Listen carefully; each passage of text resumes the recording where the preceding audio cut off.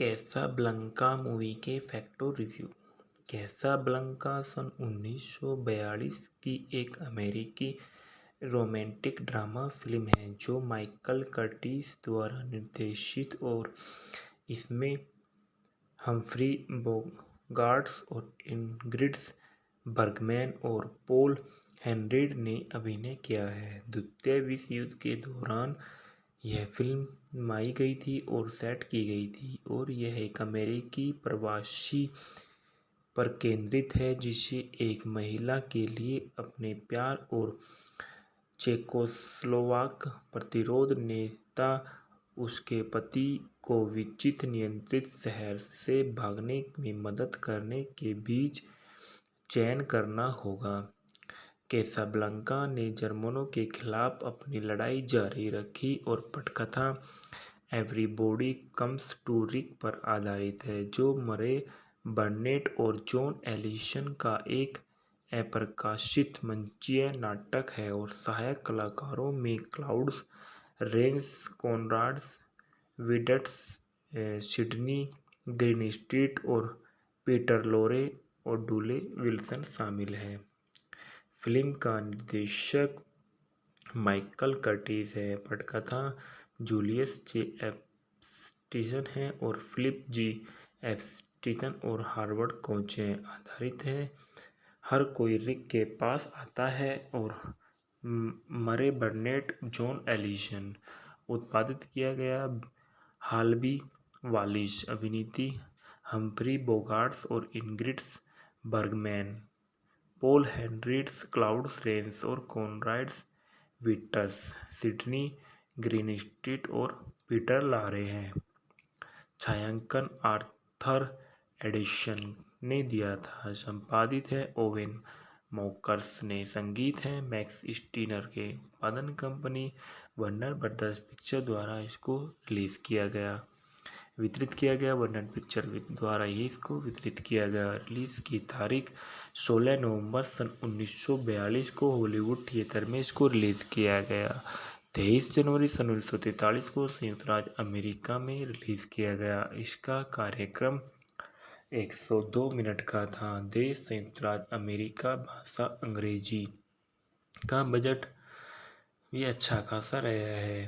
Werner brothers के कहानी संपादक आयरीन डायमंड ने जनवरी सन 1942 में निर्माता हेल्बी वालिस को नाटक के फिल्म अधिकार खरीदने के लिए मना लिया। शुरुआत में ब्रदर्स जूलियस और फिलिप जी एप्स्टीन को पटकथा लिखने का काम सौंप दिया गया। हालांकि स्टूडियो के प्रतिरोध के बावजूद उन्होंने सन 1942 की शुरुआत में फ्रैंक कैप्रा की वाहिपी फाइट सीरीज पर काम करना शुरू कर दिया। एक महीने के बाद एप्स्टीन को वापस आने का होवर्ड कोच को पटकथा सौंपी गई। मुख्य फोटोग्राफी 25 मई सन 1942 को शुरू हुई और 3 अगस्त को समाप्त हुई। लॉस एंजल्स में वान न्यूयॉर्क हवाई अड्डे पर एक दृश्य को छोड़कर फिल्म की पूरी शूटिंग कैलिफोर्निया के बरबैंक के वार्नर ब्रदर्स स्टूडियो में की गई। हालांकि कैसाब्लंका स्थापित सितारों और प्रथम श्रेणी के लेखकों के साथ एक लिस्ट फिल्म थी, लेकिन इसके निर्माण से जुड़े किसी को भी यह उम्मीद नहीं थी कि वह हॉलीवुड द्वारा वार्षिक रूप से निर्मित कई चित्रों के बीच खड़ी होगी। कुछ हफ्ते पहले उत्तरी अमेरिका पर मित्र देशों के आक्रमण से हुए प्रचार का फायदा उठाने के लिए कैसाब्लंका को जल्दबाजी में रिहा किया गया। इसका विश्व प्रीमियर 26 नवंबर सन 1942 को न्यूयॉर्क शहर में हुआ और 23 जनवरी सन 1943 को संयुक्त राज्य अमेरिका में राष्ट्रीय स्तर पर रिलीज किया गया। यह फिल्म शुरुआती दौर पर अप्रत्याशित सफलता के साथ साथ ठोस भी थी। उम्मीदों से बढ़कर कैसाब्लंका ने सर्वश्रेष्ठ चित्र के लिए अकादमी पुरस्कार जीता, जबकि कर्टिस को सर्वश्रेष्ठ निर्देशक के रूप में चुना गया। एप्स्टीन और कोच को सर्वश्रेष्ठ रूपांतरित पटकथा के लिए सम्मानित किया गया था।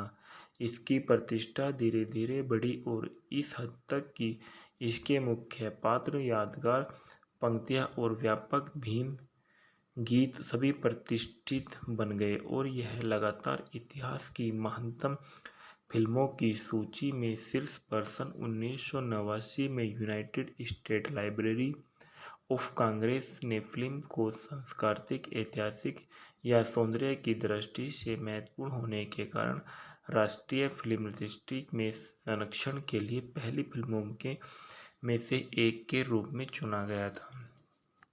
कथानक: दिसंबर सन 1941 में अमेरिकी प्रवासी रिक ब्लेन और कैसाब्लांका ने एक नाइट क्लब और जुए के अड्डे के मालिक से रिक्शा फेंके।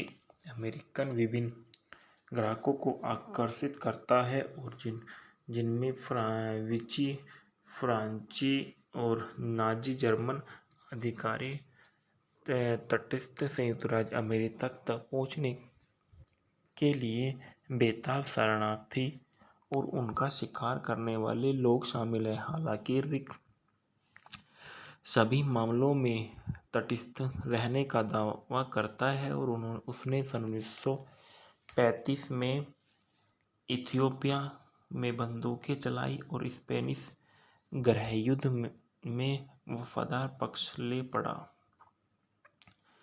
छोटा बदमाश उगाट 2 जर्मन कोरियाई की हत्या करके प्राप्त किए गए पारगमन पत्रों के बारे में रिक को दावा करता है कि कागजात धारकों को जर्मन कब्जे वाले यूरोप और तटस्थ पुर्तगाल में स्वतंत्र रूप से यात्रा करने की अनुमति देते हैं। उगाटो ने उन्हें क्लब से बचाने की योजना बनाई और रिक को उन्हें अपने पास रखने के लिए राजी किया। इससे पहले कि वह अपने संपर्क से मिल सके, उगाटो को कैप्टन्स लुइस और रेनॉल्ड्स के तहत स्थानीय पुलिस ने गिरफ्तार कर लिया, जो कि पुलिस का निडर भ्रष्ट प्रधान है। और उगाटो की हिरासत में मृत्यु हो जाती और बिना यह बताए कि रिक के पास पत्र है।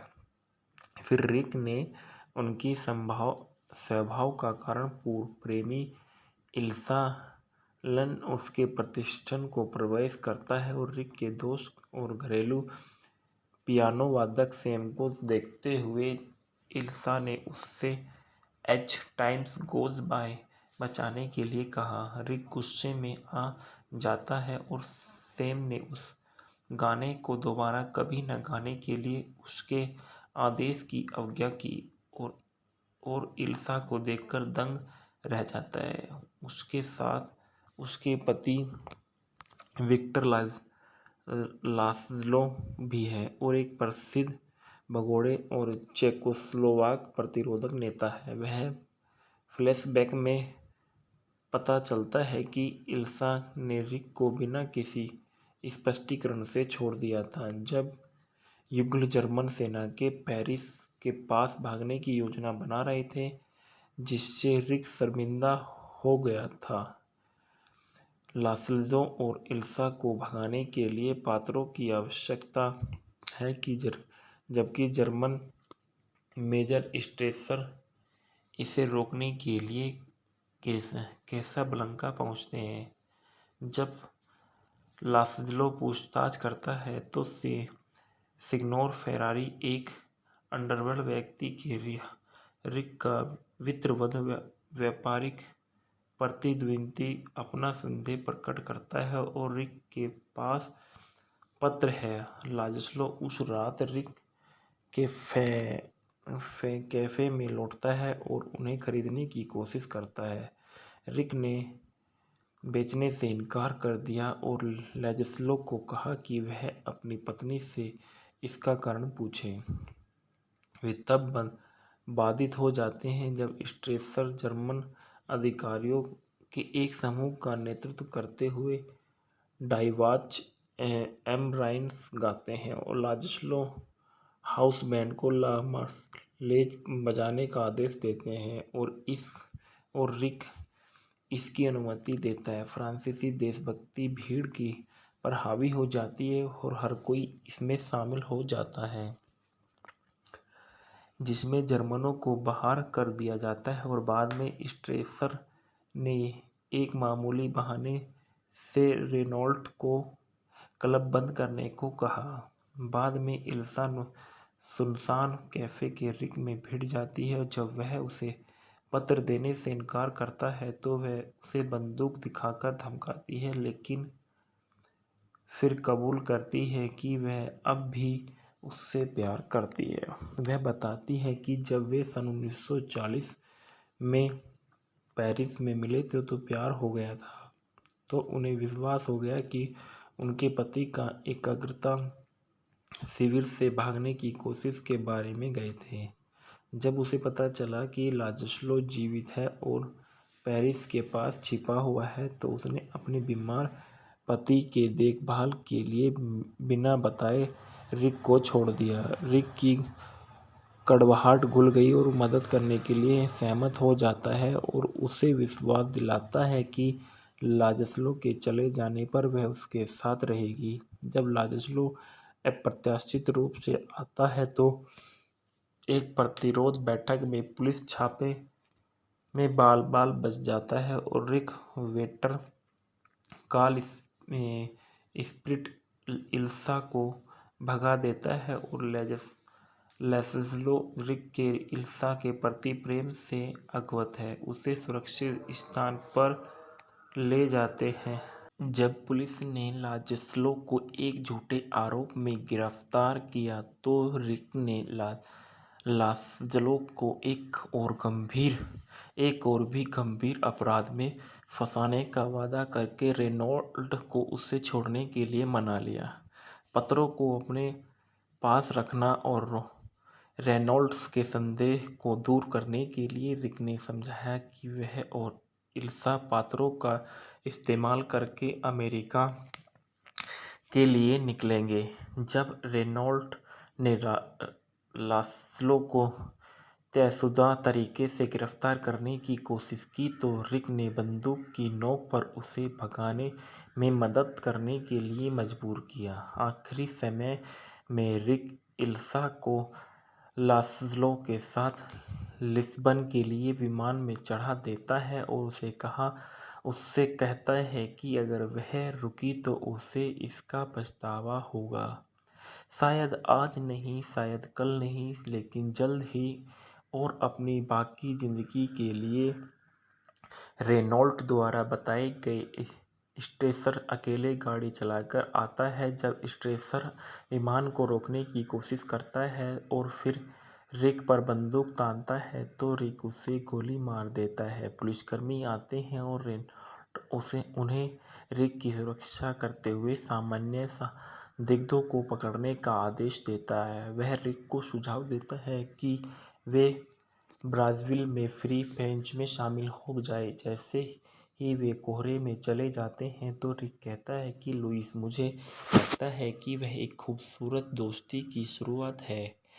ढालना में देखा गया है कि नाटक के कलाकारों में 16 बोलने वाले भाग और कई अतिरिक्त कलाकार शामिल थे। फिल्म की स्क्रिप्ट ने उसे 22 बोलने वाले भागों और सैकड़ों अतिरिक्त तक बढ़ा दिया। कलाकार उल्लेखनीय रूप से अंतर्राष्ट्रीय हैं। केवल 3 श्रेय प्राप्त अभिनेताओं का जन्म संयुक्त राज्य अमेरिका में हुआ था और शीर्ष कमाई वाले अभिनेता हैं रिक ब्लेन के रूप में हम्फ्री बोगार्ट, इल्सा लुंड के रूप में इंग्रिड बर्गमैन है। बर्गमैन की आधिकारिक वेबसाइट इल्सा को उनकी सबसे प्रसिद्ध और स्थायी भूमिका बताती है। इंटरमेज़ो में स्वीडिश अभिनेत्री की हॉलीवुड की शुरुआत को अच्छी सराहना मिलती है, लेकिन कैसाब्लांका तक उनकी बाद की फिल्मों में बड़ी सफल रही है। फिल्म समीक्षक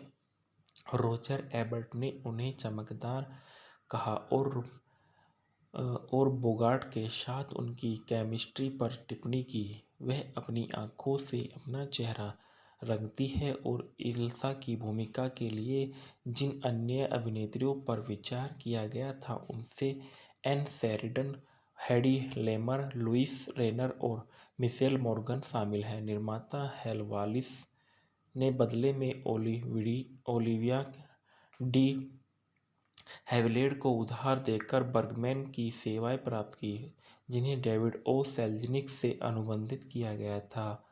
विक्टर लास्लो के रूप में पॉल हेनरिड एक ऑस्ट्रियाई अभिनेता जो सन 1935 में विदेश चला गया था, वह इस भूमिका को लेने के लिए अनुत्सुक था।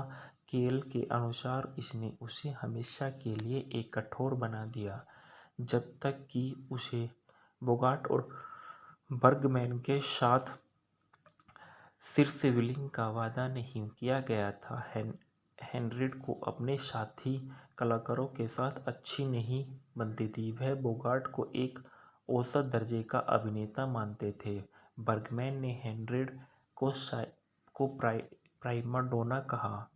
दूसरे बिल वाले अभिनेता हैं कैप्टन लुइस रेनॉल्ड्स के रूप में क्लाउड रेंस, कॉनराड्स विडट्स, मेजर हेनरिस स्ट्रेसर के रूप में विडट्स एक शरणार्थी जर्मन अभिनेता था जो अपनी यहूदी पत्नी के साथ नाजियों से भाग गया था, लेकिन अक्सर अमेरिकी फिल्मों में नाजियों की भूमिका निभाता था।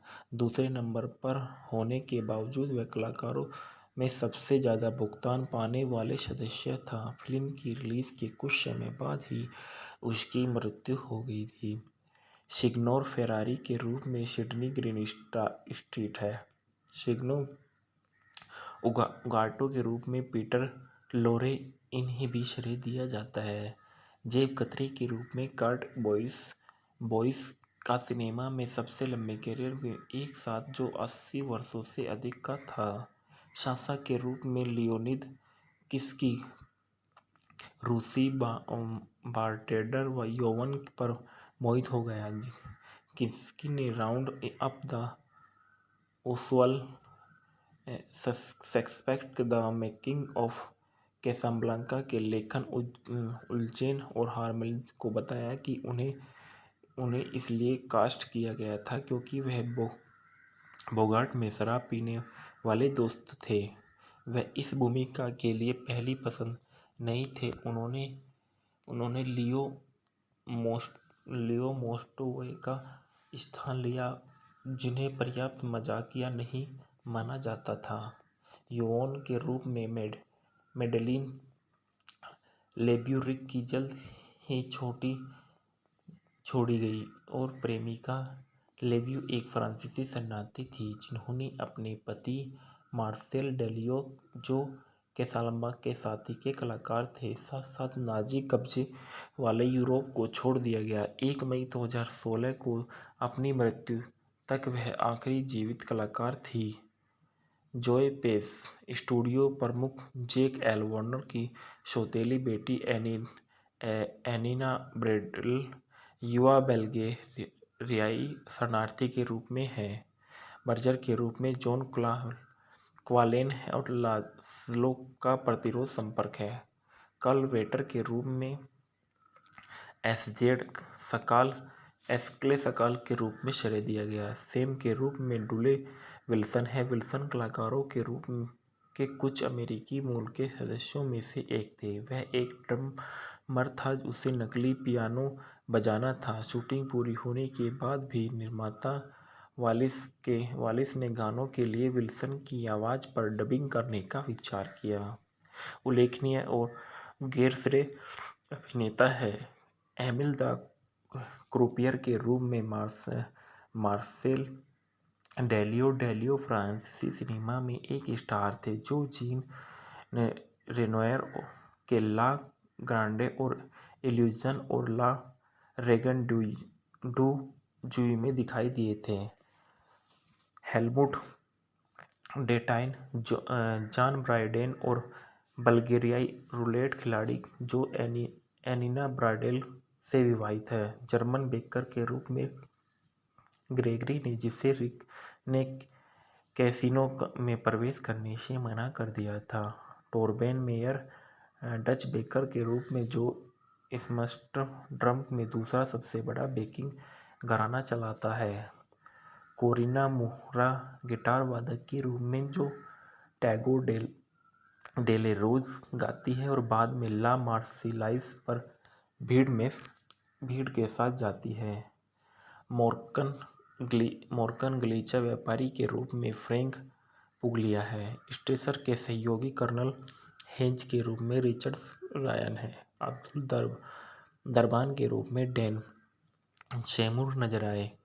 गोराल्ड्स ओलिवियर स्मिथ अंग्रेज के रूप में जिसका बटुआ चोरी हो गया था। नॉर्मा वार्डन एक अंग्रेज महिला के रूप में जिसके पति का बटुआ चोरी हो गया था। 1942 के दशकों के लिए फिल्म के भावनात्मक प्रभाव का अधिकांश हिस्सा यूरोपीय निर्वासितों और शरणार्थियों के बड़े अनुपात के कारण जो अतिरिक्त कलाकार थे या छोटी भूमिकाएं निभाई थी। प्रमुख अभिनेता पॉल हेनरिस, कॉनराड्स वीट और पीटर लोर्रे के अलावा जैसे Louis V Arquette, Trude Berliner और इल्का गुर्निक, लुडविग स्टोसेन और हेंस हेनरिक वोन टेवडार्स्की और वोल्फगैंग जिल्जर है। द्वितीय युद्ध अनुक्रमण के फिल्मांकन के एक गवाह ने कहा था कि उसने कई अभिनेताओं को रोते हुए देखा है और महसूस किया है कि वे सभी असली शरणार्थी थे।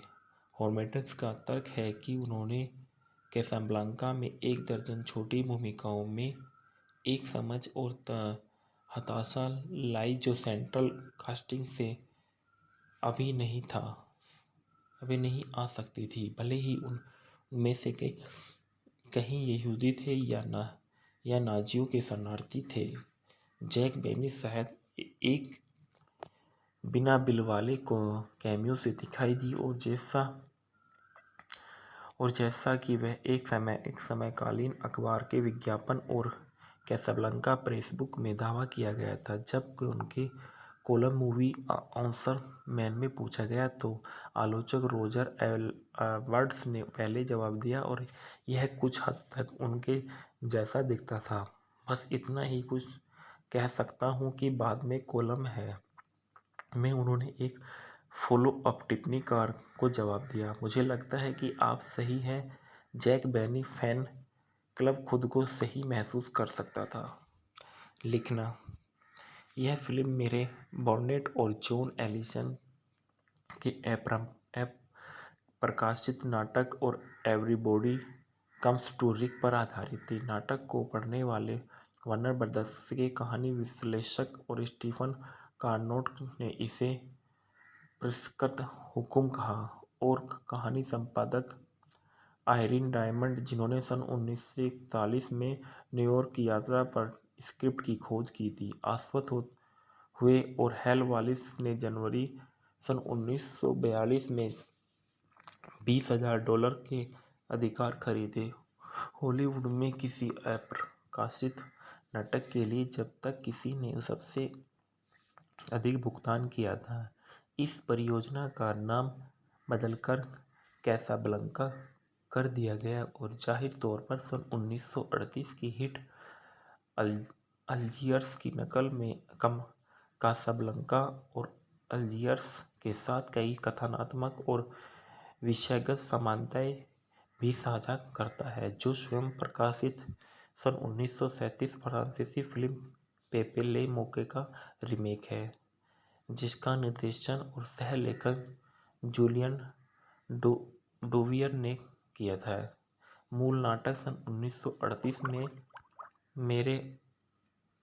मेरे बार्नेट और उनकी पत्नी द्वारा की गई यूरोप की यात्रा से प्रेरित था, जिसके दौरान उन्होंने एस्क्लस के तुरंत बाद वियना का दौरा किया और वहां जो यहूदी विरोधी भावना देखी उससे वे प्रभावित हुए और फ्रांस के दक्षिण में वे एक नाइट क्लब में गए जहां बहुराष्ट्रीय ग्राहक थे। उनमें से कई निर्वासित और शरणार्थी थे और सैम का प्रोटोटाइप भी था। द गार्जियन में पॉल फेर क्लो ने लिखा है कि वह टेजियर और सिनेमा वॉक्स अफ्रीका का सबसे बड़ा था। जब सन 1935 में इसे खोला गया तो 2000 सीटों और एक वापस लेने योग्य छत के साथ, चूंकि ट्रेजियर स्पेनिश क्षेत्र में था। थिएटर का युद्धकालीन बार जासूसों और शरणार्थियों और से भरा हुआ था।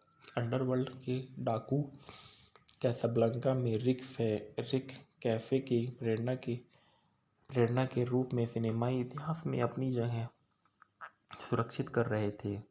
बार में ला मार्सिलेस के गायन के दृश्य को फिल्म विद्वान और जूलियन जैक्सन ने 5 साल पहले जीन रेनोयर की फिल्म ला ग्रांडे और इल्यूजन के इसी तरह के दृश्य का रूपांतर बताया था। पटकथा के लिए सौंपे गए पहले लेखक जुड़वा जूलियस और फिलिप एप्स्टीन थे, जो वार्नर ब्रदर्स की इच्छा के विरुद्ध सन 1942 की शुरुआत में फ्रैंक कैपरा के अनुरोध पर वाशिंगटन डीसी के वाइफाइड श्रृंखला पर काम करने के लिए चले गए। जब वे चले गए तो दूसरे श्रेय प्राप्त लेखक हावर्ड कोच को नियुक्त किया गया। उन्होंने 30 से 40 पृष्ठ तैयार किए। जब एप्स्टीन बंधु लगभग 1 महीने के बाद वापस लौटे तो उन्हें कैसाब्लंका में फिर से नियुक्त किया गया और 2 प्रकाशित पुस्तकों में कोच के दावे के विपरीत उनके काम का उपयोग नहीं किया गया था। एप्स्टीन बंधुओं और कोच ने स्क्रिप्ट लिखने के दौरान कभी भी एक ही कमरे में एक ही समय पर काम नहीं किया। फिल्म के लिए अंतिम बजट एप्स्टीन को $30,416 का भुगतान किया और कोच को $4,200 का भुगतान कमाया। नाटक में इल्सा का किरदार लोइस मेरेडिथ नामक एक अमेरिकी है। वह लास्लो में तब तक नहीं मिलती थी जब तक पेरिस में रिक के साथ उसका रिश्ता खत्म नहीं हो जाता। रिक एक वकील है और नाटक रिक द्वारा लोइस और लास्लो को हवाई अड्डे पर भेजने के साथ समाप्त होता है। रिक की प्रेरणा को अधिक विश्वसनीय बनाने के लिए वालिस कार्ट्रिज और पटकथा लेखकों ने पर्ल हार्बर पर हमले से पहले फिल्म को सेट करने का फैसला किया।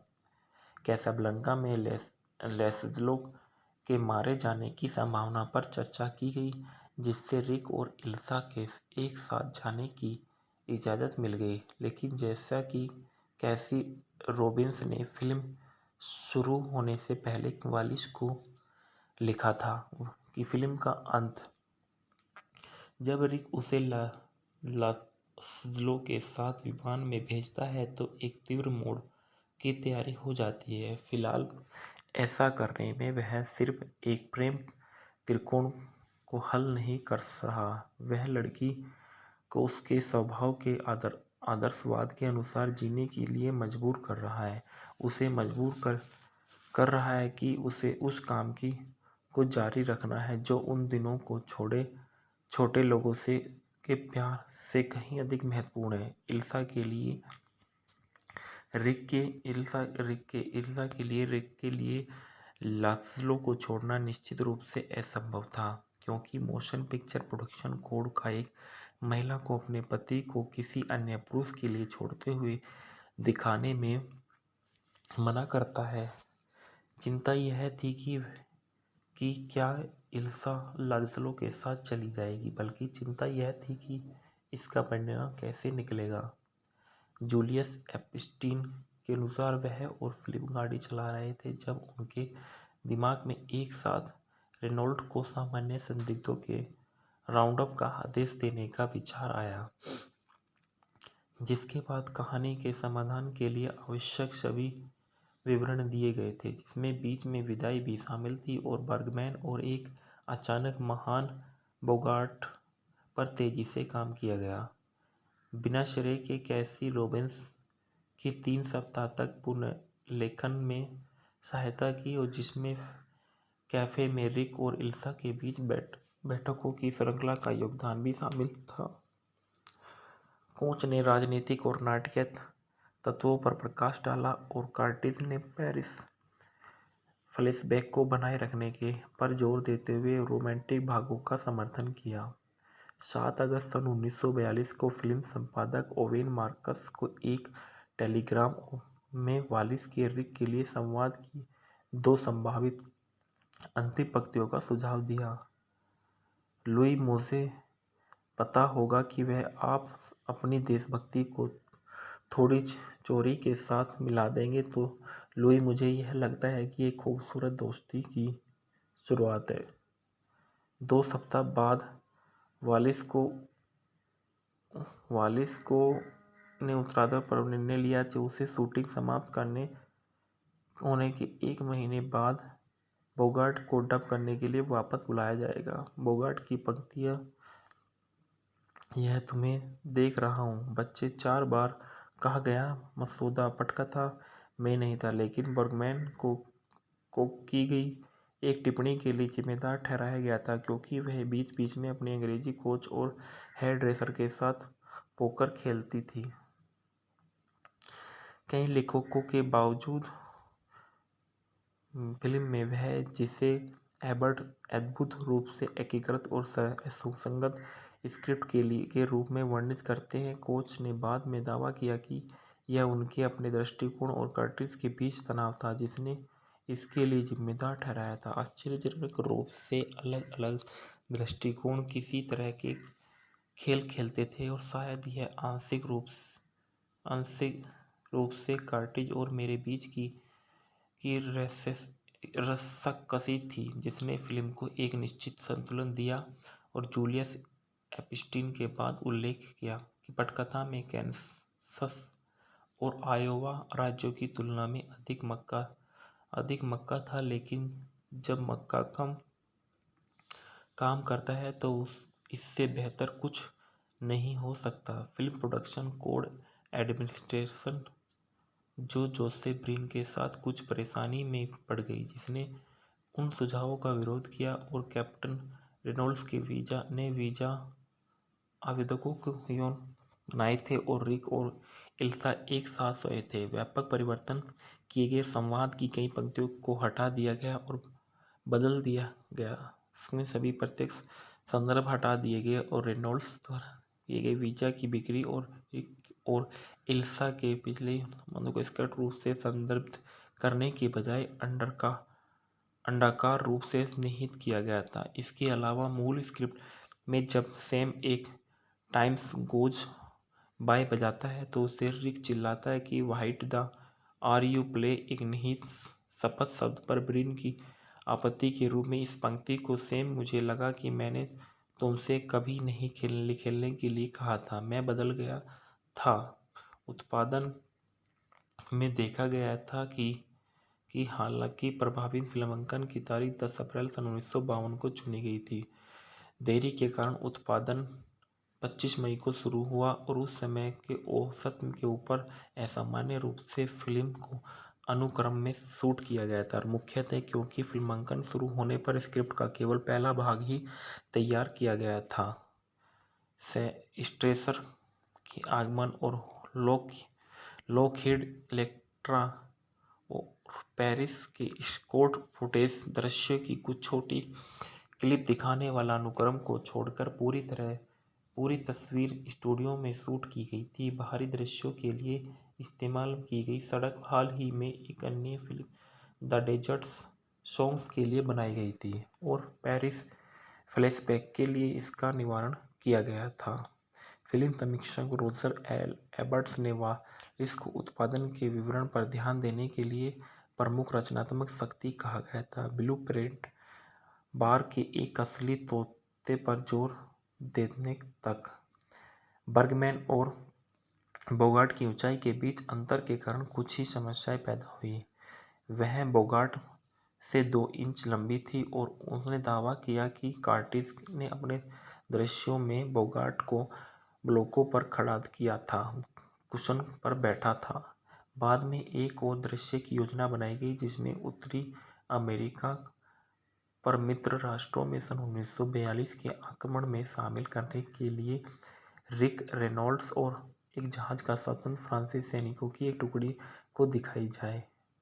शूट के लिए क्लाउड रेंस को लाना बहुत मुश्किल साबित हुआ और अंततः डेविड ओसेल्ज़निक के निर्णय के बाद दृश्य को छोड़ दिया गया। अंत में बदला की एक भावनात्मक गलती होगी। अंतिम दृश्य की पृष्ठभूमि, जिसमें एक लॉकहीड मॉडल 12 इलेक्ट्रा जूनियर हवाई जहाज दिखाया गया, जिसके चारों ओर कर्मचारी घूम रहे थे और मंचन छोटे व्यक्ति अतिरिक्त और अनुपातिक कार्डबोर्ड विमान का उपयोग करके किया गया था। मॉडल की असंबद्ध उपस्थितियों को छुपाने के लिए कोहरे का उपयोग भी किया गया था।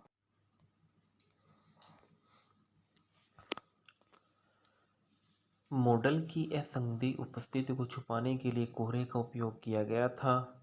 दिशा में देखा गया निर्देशक के रूप में वालिस की पहली पसंद विलियम वायलर थे, लेकिन वह अनुपलब्ध थे, इसलिए वालिस ने अपने करीबी दोस्त माइकल कर्टिस की ओर रुख किया। रॉजर एबर्ट ने टिप्पणी की है कि कैसाब्लंका में बहुत कम शॉट्स के रूप में यादगार होते हैं, क्योंकि कर्टिस अकेले खड़े होने की बजाय कहानी को व्यक्त करने के लिए छवियां चाहते थे। उन्होंने कथानक के विकास में अपेक्षाकृत कम योगदान दिया। कैसी रॉबिन्सन ने कहा कि कर्टिस को कहानी के बारे में कुछ भी नहीं पता था। उन्होंने इसे चित्रों में देखा और अपनी कहानियां उपलब्ध कर दी। समीक्षक एंड्रयू सरिस ने फिल्म को ओटिट्यूड सिद्धांत का सबसे निर्णायक अपवाद कहा, जिसमें सरिस संयुक्त राज्य अमेरिका में सबसे प्रमुख प्रस्ताव थे और एल्जेन हार्मोन्स ने जवाब दिया। वार्नर ब्रदर्स की लगभग हर तस्वीर ओटिट्यूड सिद्धांत का अपवाद थी और अन्य आलोक कर्टिस को अधिक श्रेय देते हैं, और सिडनी रोसेनवेग निर्देशक को काम के अपने अध्ययन में फिल्म को कर्टिस द्वारा नैतिक दुविधाओं को उजागर करने के लिए विशिष्ट उदाहरण के रूप में देखते थे। कुछ दूसरी यूनिट मोटाज, जैसे कि शरणार्थी मार्ग का शुरुआती दृश्य और फ्रांस का आक्रमण, डॉन सीगल द्वारा निर्देशित किए गए थे। छायांकन में देखा गया है कि छायांकन आर्थर एडिसन थे, जो एक अनुभवी थे। उन्होंने पहले द माल्टेज फाल्कन और फ्रैंकस्टीन की शूटिंग की थी और बर्गमैन की तस्वीर खींचने का विशेष ध्यान दिया गया था। उसे मुख्य रूप से उसकी पसंदीदा बाईं ओर से गोली मार दी गई।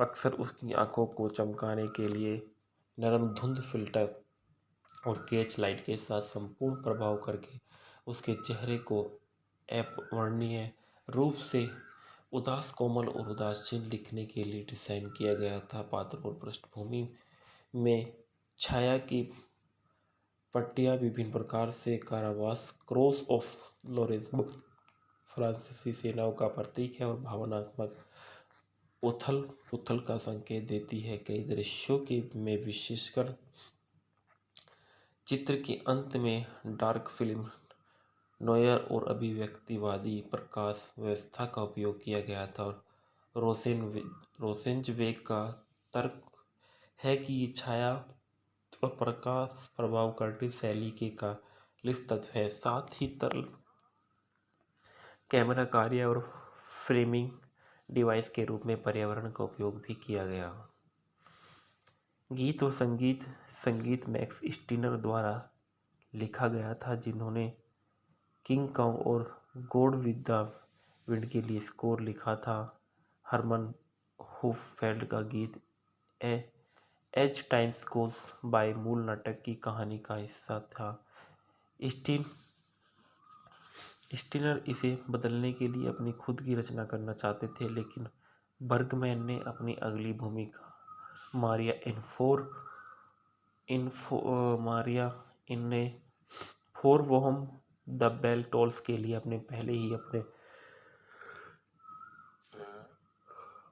बाल छोटे कर लिए थे और गाने को शामिल करने वाले दृश्य को दोबारा शूट नहीं कर सके, इसलिए स्टीनर ने इसे आधारित बनाया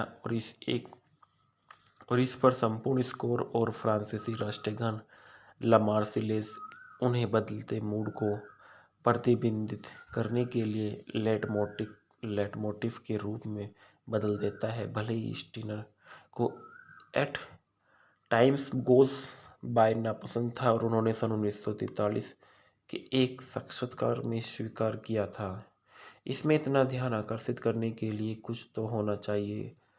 डूले विल्सन, जिन्होंने सेम का किरदार निभाया था और एक ड्रम थे लेकिन वे पियानो वादक नहीं थे, इसलिए उनका पियानो वादक जीन पल्मर द्वारा किया गया था।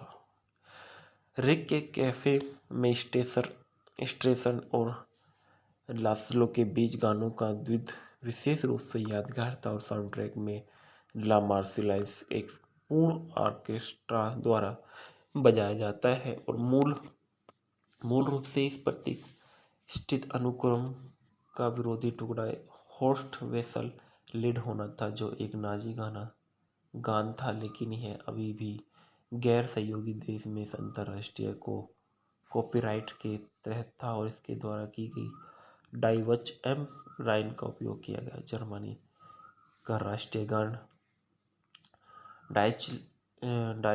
डाइचलैंड लीड जर्मन खतरे के लिए गीत के रूप में कई बार मामूली रूप से प्रयोग किया जाता है। उदाहरण के लिए, पेरिस के दृश्य में जब यह घोषणा की जाती है कि जर्मन सेना अगले दिन पेरिस पहुंच जाएगी और उसे अंतिम दृश्य में दिख गया है जो स्ट्रेसर को गोली मारने के बाद ला मार्सिलेज को रास्ता देता है, अन्य गीतों में शामिल है it had to be you, Isham Jones द्वारा संगीत, गस कहन द्वारा गीत किए गए थे, साइन फोर्ड डाबनी द्वारा संगीत और सेसिल मेक और ल्यू ब्राउन द्वारा गीत दिए गए थे। एवलोन के संगीत है और गीत एल जोल्सन, बड़ी डेविल्सा डिसिल्वा और विसेंट रोज द्वारा थे। पारफिडिया अल्बोर्ट डोमिगुजय द्वारा दिए गए। The very vote of you ने नोबल द्वारा दिया गया। नॉक ऑन वुड एम के जोरम का संगीत है और जैक सॉक के बोल है और एकमात्र मूल गीत था। I am just wild about Harry Eubie Blake द्वारा दिया गया था। जिमी वान हाउसेन द्वारा हेवन कैन वेट को दिया गया था। लेनाई द्वारा और पार्लेस और मोई डी अमोर्थे को कोलपोर्ट द्वारा लव फॉर सेल का दिया गया था। सन 1940 के दशक की शुरुआत में बहुत कम फिल्मों में साउंड ट्रैक के कुछ हिस्से 78 RPM रिकॉर्ड पर जारी किए गए थे और कैसाब्लंका कोई अपवाद नहीं था। सन 1997 में फिल्म प्रीमियर लगभग 55 साल के बाद टर्नर एंटरटेनमेंट में राइनो रिकॉर्ड्स के सहयोग में कॉम्पैक्ट डिस्क पर रिलीज की गई और फिल्म का पहला मूल साउंड ट्रैक एल्बम जारी किया गया, जिसमें मूल गाने और संगीत, बोले गए संवाद और वैकल्पिक टैग शामिल थे। पेरिस फ्लैशबैक दृश्यों में प्रदर्शित पियानो को 14 दिसंबर 2012 को न्यूयॉर्क शहर में सोथबी में एक गुमनाम बोली लगाने वाले को $6 लाख से अधिक में बेच दिया गया था और 24 नवंबर 2014 को न्यूयॉर्क में बोनहम में टर्नर क्लासिक मूवी द्वारा अन्य फिल्म यादगार वस्तुओं के साथ नीलामी के लिए रखी गई। रिक के कैफे और अमेरिकन में पियानो सैम बजाता था और $3.4 मिलियन में बिका। मुक्त करना, हालांकि प्रारंभिक रिलीज की तारीख सन 1943 की शुरुआत में होने की उम्मीद थी।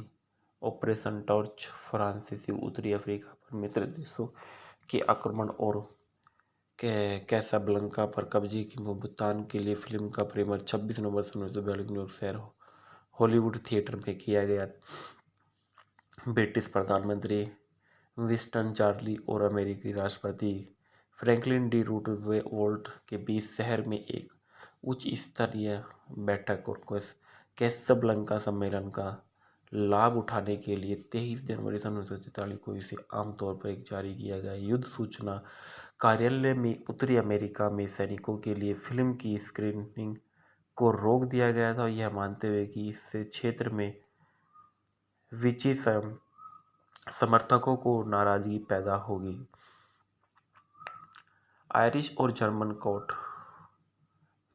काट सन 1943 में 19 मार्च को विची फ्रांस और नाजी जर्मनी को भयावह रोशनी और चित्रित करके युद्धकालीन तटस्थता को संरक्षित करने वाले आपातकालीन शक्तियों के आदेश का उल्लंघन करने के लिए आयरलैंड में फिल्म का प्रतिबंध लगा दिया गया और ईपीओ हटाए जाने के तुरंत बाद 15 जून सन 1945 को इसे कटौती के साथ पारित कर दिया गया और रिक और इल्सा के बीच उनके प्रेम संबंध का जिक्र करते हुए संवाद में कटौती की गई थी और केवल एक दृश्य कट के साथ एक का संस्करण 16 जुलाई सन 1974 को पारित किया गया था। और आयरिश राष्ट्रीय प्रसारक आरटीआई ने टीवी पर फिल्म दिखाने के बारे में पूछताछ की, लेकिन पाया कि इल्सा को रिक के प्रति अपना प्यार व्यक्त करने के लिए अभी भी एक संवाद कटौती की आवश्यकता है।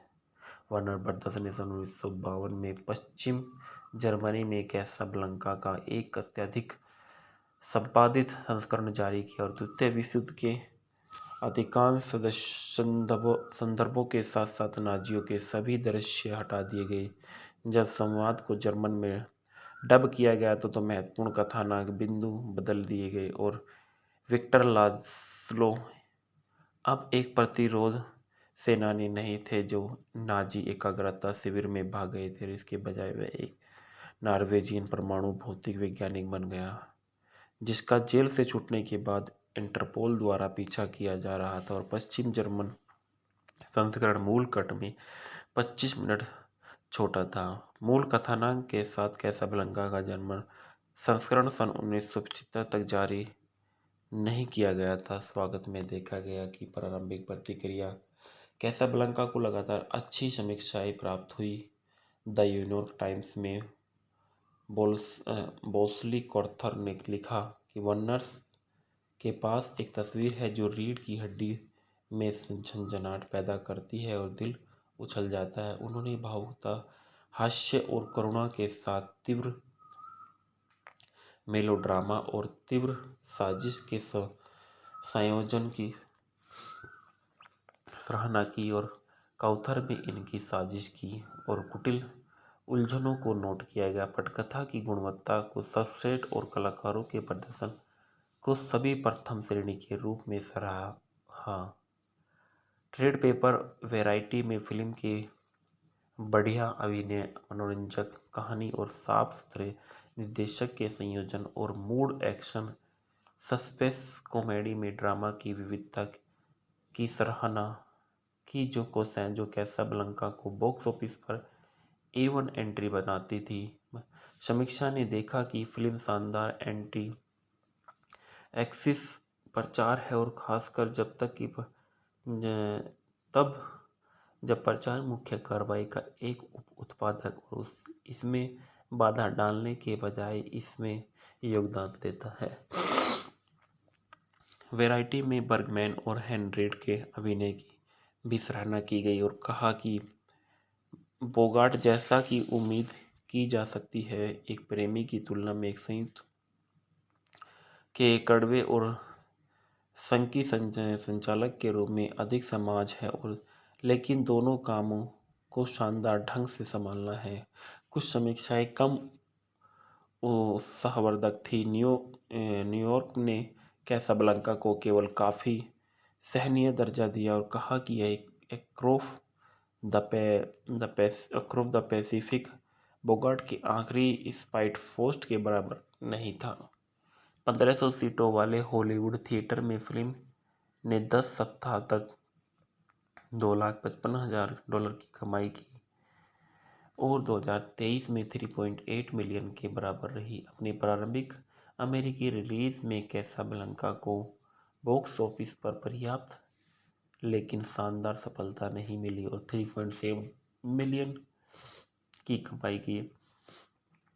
सन 1992 में 50वीं वर्षगांठ पर रिलीज कर इसको 1.5 मिलियन की कमाई की और वार्नर ब्रदर्स के रिकॉर्ड के अनुसार फिल्म ने घरेलू स्तर पर काफ़ी अच्छा कमाई की। स्थायी लोकप्रियता के बारे में देखा गया कि रिलीज होने के बाद दर्शकों ने फिल्म की प्रतिष्ठा बढ़ी है और मरे बर्नोट ने इसी कल सच आज सच और कल सच कहा सन 1944 तक फिल्म ने $6.8 मिलियन की कमाई की और जिसमें यह शाइन ऑन हार्वेस्ट मून और दिस इज द आर्मी के बाद वार्नर की युद्धकालीन फिल्मों में तस्वीरें सबसे सफल बन गई थी। 21 अप्रैल सन 1947 को कैम्ब्रिज मैसाचुसेट्स के ब्रिटेल थिएटर में पुरानी फिल्मों में के सीजन के हिस्से के रूप में फिल्म दिखाई गई और यह इतना लोकप्रिय साबित हुआ कि एक परंपरा शुरू की गई जिसके तहत हार्वर्ड विश्वविद्यालय में अंतिम परीक्षा के सप्ताह के दौरान कैसाब्लांका की स्क्रीनिंग की जाती थी और समाजशास्त्र के एक प्रोफेसर टोड गिटलेन जिन्होंने इनमें से एक स्क्रीनिंग में भाग लिया था और कहा कि यह अनुभव मेरे अपने व्यक्तिगत संस्कार का अभिनय था। 1997 तक कैसाब्लांका अमेरिकी टेलीविज़न पर सबसे अधिक बार प्रसारित होने वाली फिल्म बन गई। कैसाब्लांका में इंग्रिड बर्गमैन द्वारा निभाया गया इल्सा लुन का किरदार उनकी सबसे प्रसिद्ध भूमिकाओं में से एक बन गया। बाद के वर्षों में उन्होंने कहा कैसाब्लांका के बारे में मुझे लगता है कि इसका अपना जीवन है, इसमें कुछ रहस्यमय और ऐसा लगता है कि इसने एक ज़रूरत को पूरा कर दिया, एक ज़रूरत को जो फिल्म में सब पहले थी और एक ज़रूरत जो फिल्म भर गई। फिल्म की 50वीं वर्षगांठ पर लॉस एंजल्स टाइम्स ने कैसाब्लांका की महान ताकत, इसके स्वर्ग युग और हॉलीवुड नेम्स की शुद्धता, इसके गूंजने वाले हॉकी संवादों की स्थायी शिल्प कौशल कहा। और बॉब स्ट्रोस में अखबार में लिखा है कि फिल्म ने कॉमेडी, रोमांस और रहस्य का लगभग पूर्ण मनोरंजन संतुलन हासिल किया था। रोजर एबर्ट ने सन 1992 में कैसाब्लांका के बारे में लिखा था कि महान फिल्में हैं, अधिक गहन फिल्में हैं, अधिक कलात्मक दृष्टि या कलात्मक मौलिकता या राजनीतिक महत्व की फिल्में हैं, लेकिन उन फिल्मों में से एक है जिन्हें हम सबसे अधिक महत्व देते हैं। यह एक ऐसी फिल्म है जो सामान्य श्रेणी में आगे निकल गई और उनकी राय में फिल्म लोकप्रिय है क्योंकि इसमें सभी लोग कुछ अच्छे हैं और यह अद्भुत रत्न है। एबर्ट ने कहा कि उन्होंने फिल्म की रचनात्मक समीक्षा के बारे में कभी नहीं सुना है। भले ही व्यक्तिगत तत्वों की आलोचना की जा सकती है और अवास्तविक विशेष प्रभावों की और पॉल हेनरी द्वारा चरित्र जिसलों के कठोर चित्रण का हवाला देते हैं। समीक्षा और फिल्म इतिहासकार लियोनार्ड मार्टिन कैसाब्लांका को अब तक की सर्वश्रेष्ठ हॉलीवुड फिल्म मानते हैं। रूडी बेहलमर के अनुसार रिक का चरित्र नायक नहीं, बुरा आदमी नहीं, क्योंकि वह अधिकारियों को खुश करने के लिए वही करता है जो आवश्यक है, किसी के लिए भी अपनी गर्दन नहीं उठाता और बेहलमर को लगता है कि वह अन्य पात्र काटे और सुखाए नहीं गए और फिल्म के दौरान अपनी अच्छाई में आ जाते हैं और रोनाल्ड्स नाजियों के साथ एक सहयोगी के रूप में शुरुआत करता है जो शरणार्थियों से यौन शोषण करता है और उगाटों को मार डालता है। यहाँ तक कि मुख्य पात्रों में सबसे कम सक्रिय इल्सा भी भावनात्मक संघर्ष में फंसी हुई थी। वह किस पुरुष से वास्तव में प्यार करती है। हालांकि अंत में हर कोई बलिदान दे रहा है। बेहलमर ने चित्र में विविधता पर भी जोर दिया था और यह ड्रामा मोलोड्रामा कॉमेडी साजिश का मिश्रण है। इसको टैबियस के फिल्म की 80वीं वर्षगांठ पर द जियन के लिए लिखते हुए इसे हॉलीवुड के स्वर्ण युग का रत्न कहा और फिल्म निर्माण प्रणाली के काम करने का सबसे अच्छा उदाहरण किसी एक कलात्मक प्रतिभा के कारण नहीं बल्कि प्रतिभाशाली लेखन, सेट डिजाइन, संगीत, कास्टिंग, सहायक पात्रों में उत्पादन के संयोजन के कारण था। कुछ समीक्षाओं ने आपत्ति व्यक्त की गई और पोली कैल के लिए यह एक महान फिल्म है और बहुत दूर है इसके बाद बताया गया, लेकिन इसमें एक विशेष आकर्षक विध्वंस रूप में निहित है। और अम्बर्टो इको ने लिखा कि किसी भी सख्त आलोचनात्मक मानकों के अनुसार कैसाब्लांका एक बहुत ही औसत दर्जे की फिल्म है। उन्होंने पात्रों द्वारा प्रकट करने वाले परिवर्तन को जटिल के बजाय असंगत के रूप में देखा और यह एक कॉमिक स्ट्रिप है और एक हॉटच पॉट है और इसमें मनोवैज्ञानिक विश्वसनीयता कम है और इसके नाटकीय प्रभावों में थोड़ी निरंतरता है। हालांकि उन्होंने कहा कि कई मूल रूपों की उपस्थिति के कारण जो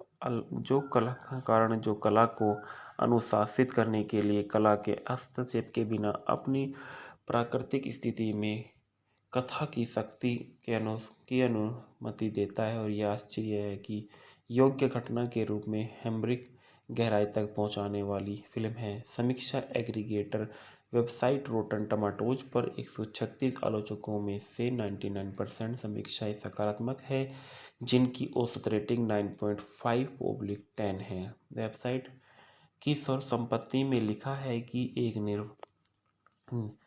निर्विवाद उत्कृष्ट कृति के शायद प्यार और रोमांस पर हॉलीवुड का सर्वोत्कृष्ट बयान और कैसाब्लांका में उम्र के साथ सुधार हुआ है, जिसमें हम्फ्री बोगार्ट और इंग्रिड बर्गमैन के कैरियर प्रदर्शित शामिल हैं। मेटाक्रिटिक पर फिल्म को 18 आलोचकों के आधार पर 100 में से 100 का परफेक्ट स्कोर दिया गया, जो सर्वभौतिक और प्रशंसा को दर्शाता है। यह साइट के इतिहास में समग्र स्कोर हासिल करने वाली कुछ फिल्मों में से एक है। फिलिप कैमेट के नवंबर-दिसंबर सन 1982 अंक में चक रोस ने लिखा कि उन्होंने कैसाब्लांका की पटकथा को दोबारा टाइप किया और शीर्षक की एवरीबडी कम्स टू रिक में बदल दिया और पियानो वादक सैम का नाम बदलकर डूली कर दिया गया था और डूली विल्सन के नाम पर, जिन्होंने यह किरदार निभाया था, और इसे 217 एजेंसियों को सौंप दिया गया। अधिकांश एजेंसियों ने स्क्रिप्ट को बिना पढ़े लौटा दिया और अक्सर अनचाही पटकथाओं से संबंधित नीतियों के कारण या कोई प्रतिक्रिया नहीं दी। हालांकि जिन लोगों ने प्रतिक्रिया दी उनमें से केवल 33 ने विशेष रूप से इसे कैसाब्लांका के रूप में पहचाना। 8 अन्य लोगों ने देखा कि कैसाब्लांका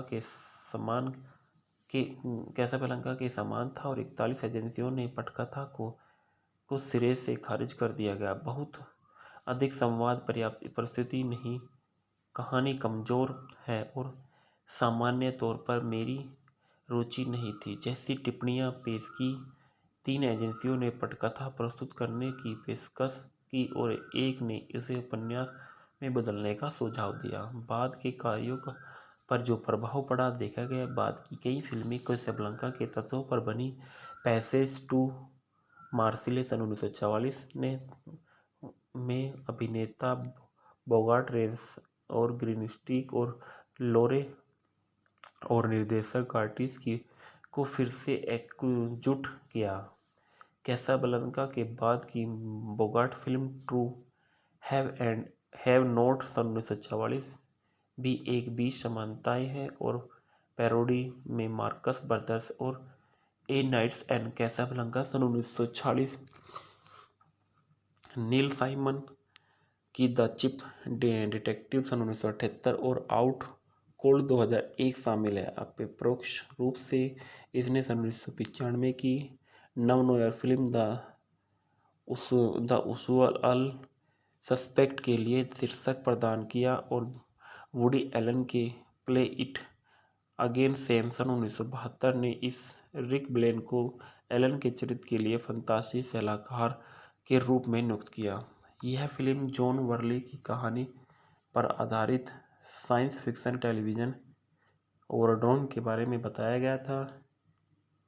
इसके बाद देखा गया कि कहानी का नायक एक आभासी वास्तविकता और सिमुलेशन के अंदर फिल्म की सेटिंग को फिर से बनाता है, जिसमें रिक का एक संस्करण भी शामिल है जो सह कलाकार और सहयोगी बन जाता है। दोनों पात्र मुख्य अभिनेता राउल जूलिया द्वारा निभाए जाते हैं। इसका उल्लेख टेरी गिलियम के डायस्टोपियंस ब्राजील में किया गया था। वार्नर ब्रदर्स ने अपनी खुद की पैरोडी बनाई और कैसाब्लांका सन 1995 में बग्स की बनी कार्टून फिल्म। समीक्षक रोजर रैबर्ट ने बताया कि फिल्म बार्ब वायर का कथानक कैसाब्लांका के समान था और अर्जेंटीना के लेखक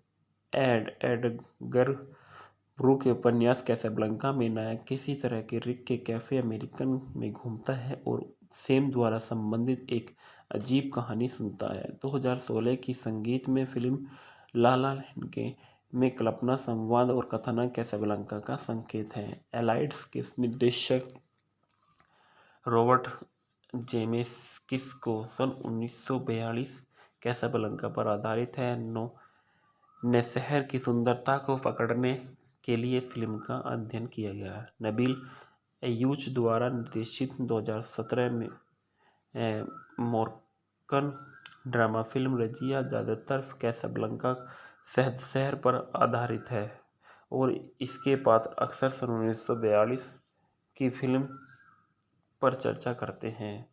पुरस्कार और सम्मान बताया गया कि नवंबर सन 1942 को रिलीज होने के कारण न्यूयॉर्क शहर समीक्षकों के फिल्म को सन 1942 के सर्वश्रेष्ठ फिल्म पुरस्कार सीजन में शामिल करने का निर्णय लिया। कैसाब्लांका इन वोट विसर से हार गया। हालांकि academy of motion picture arts and sciences ने कहा कि चूंकि फिल्म सन 1943 की शुरुआत में अंतर्राष्ट्रीय रिलीज हुई थी, इसलिए इसे उस वर्ष की नामांकन में शामिल किया जाए। कैसाब्लांका को 8 अकादमी पुरस्कारों के लिए नामांकित किया गया था और 3 जीते। पुरस्कार उत्कृष्ट मोशन पिक्चर वार्नर ब्रदर्स के लिए जीता गया।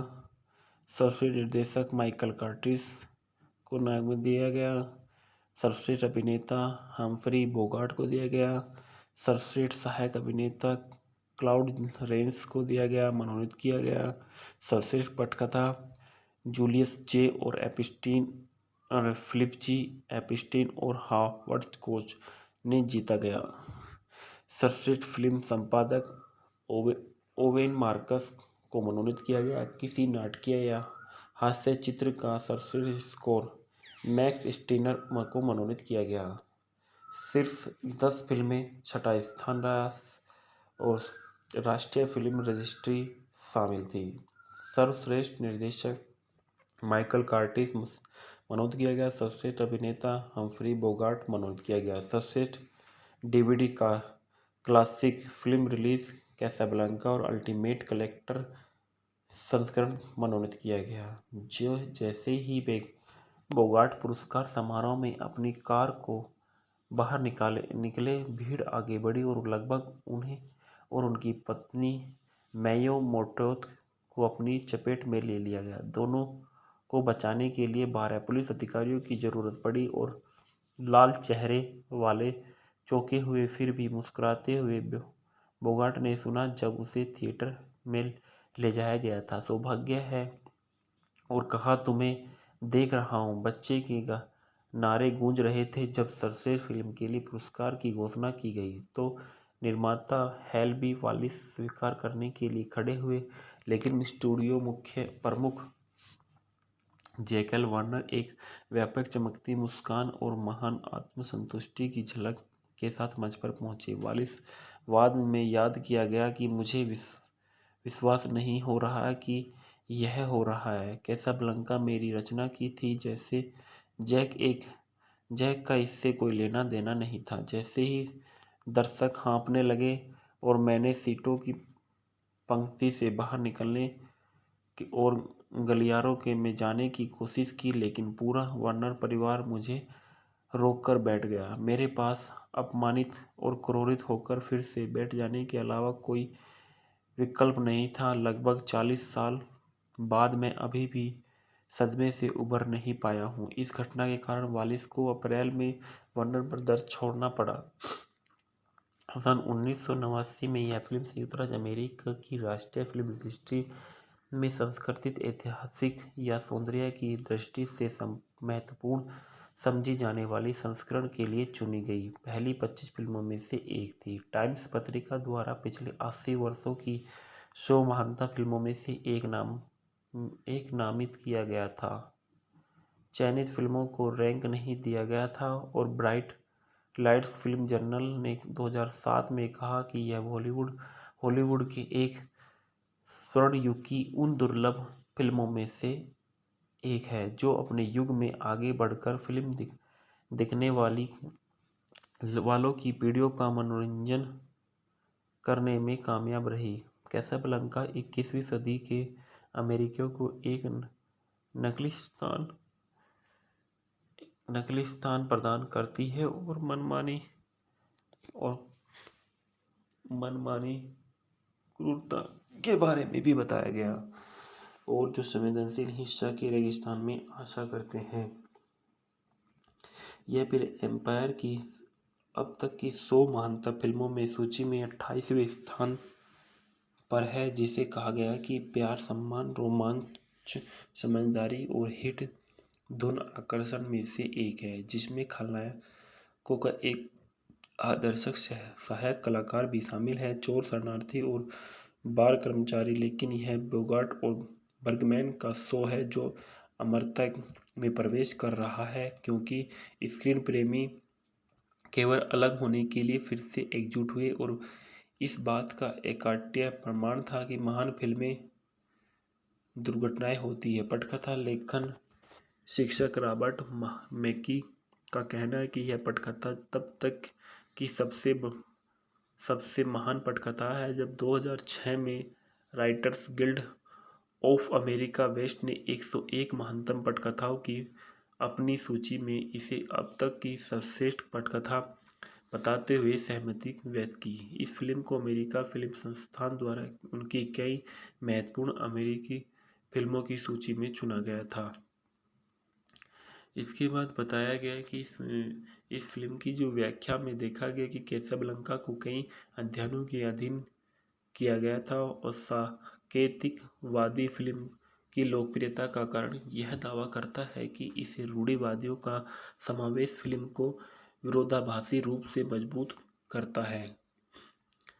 अम्बार्टो इको ने लिखा है कि इस प्रकार कैसाब्लंका सिर्फ एक फिल्म नहीं है, यह कई फिल्में हैं, एक संकलन और बेतरतीब ढंग से इसको बनाई गई। यह शायद खुद की बनी, अगर वास्तव में इसके लेखकों और अभिनेताओं की इच्छा के विरुद्ध नहीं है तो कम से कम उनके नियंत्रण से परे। और कहें यही कारण है कि यह सौंदर्य सिद्धांतों और फिल्म निर्माण के सिद्धांतों के बावजूद काम करती है, क्योंकि इनमें लगभग प्राकृतिक शक्ति के साथ कथा की शक्ति और अपने प्राकृतिक रूप से प्रकट होती है, बिना कला के इसे अनुशासित करने के लिए अपेक्षित हस्तक्षेप किए। और जब सभी मूल रूप से बेशर्मी से फूट जा पड़ते हैं तो हम होमरिक गहराई तक पहुंच जाते हैं। 2 क्लिक हमें हंसाते हैं, सो क्लिच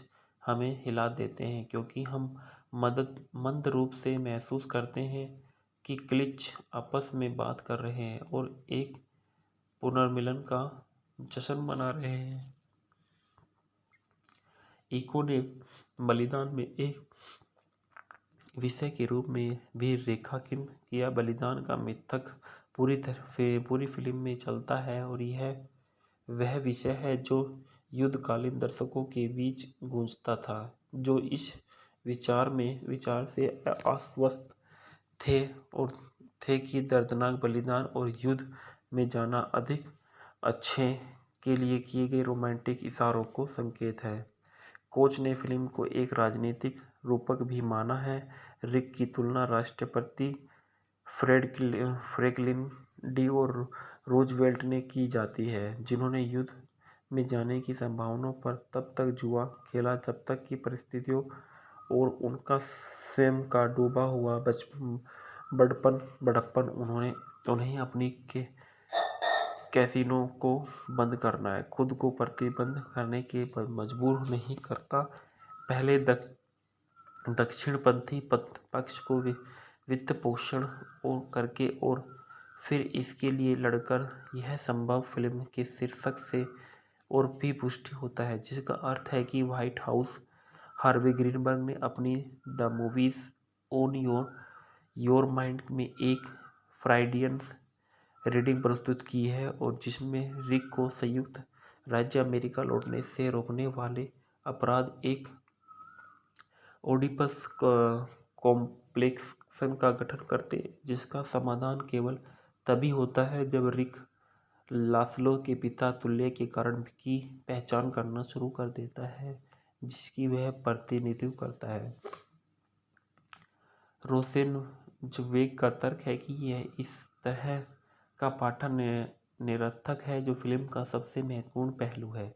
इसकी स्पष्टता सबसे ऊपर रिक के केंद्रीय चरित्र में वह प्रत्येक पात्र के लिए रिक रिचर्ड्स, रिकी, मिस्टर रिक, हैर और रिक और बॉस है को दिए गए अलग अलग नामों का हवाला देता है, जो प्रत्येक व्यक्ति के लिए उसके अलग अलग अर्थों का परिणाम है। होम मीडिया कैसाब्लंका को शुरू में मैग्नेटिक वीडियो द्वारा बीटामैक्स और VHS पर और बाद में CBS/Fox वीडियो द्वारा जारी किया गया था, क्योंकि उस समय यूनाइटेड आर्टिस्ट के पास वितरण अधिकार थे। सन 1989 में मानदंड संग्रह ने एक नाइट्रेट प्रिंट में से प्राप्त लेजरडिस्क रिलीज जारी किया, जिसमें रोनाल्ड्स हैवर की एक ऑडियो कमेंट्री, एक अप्रकाशित सीक्वल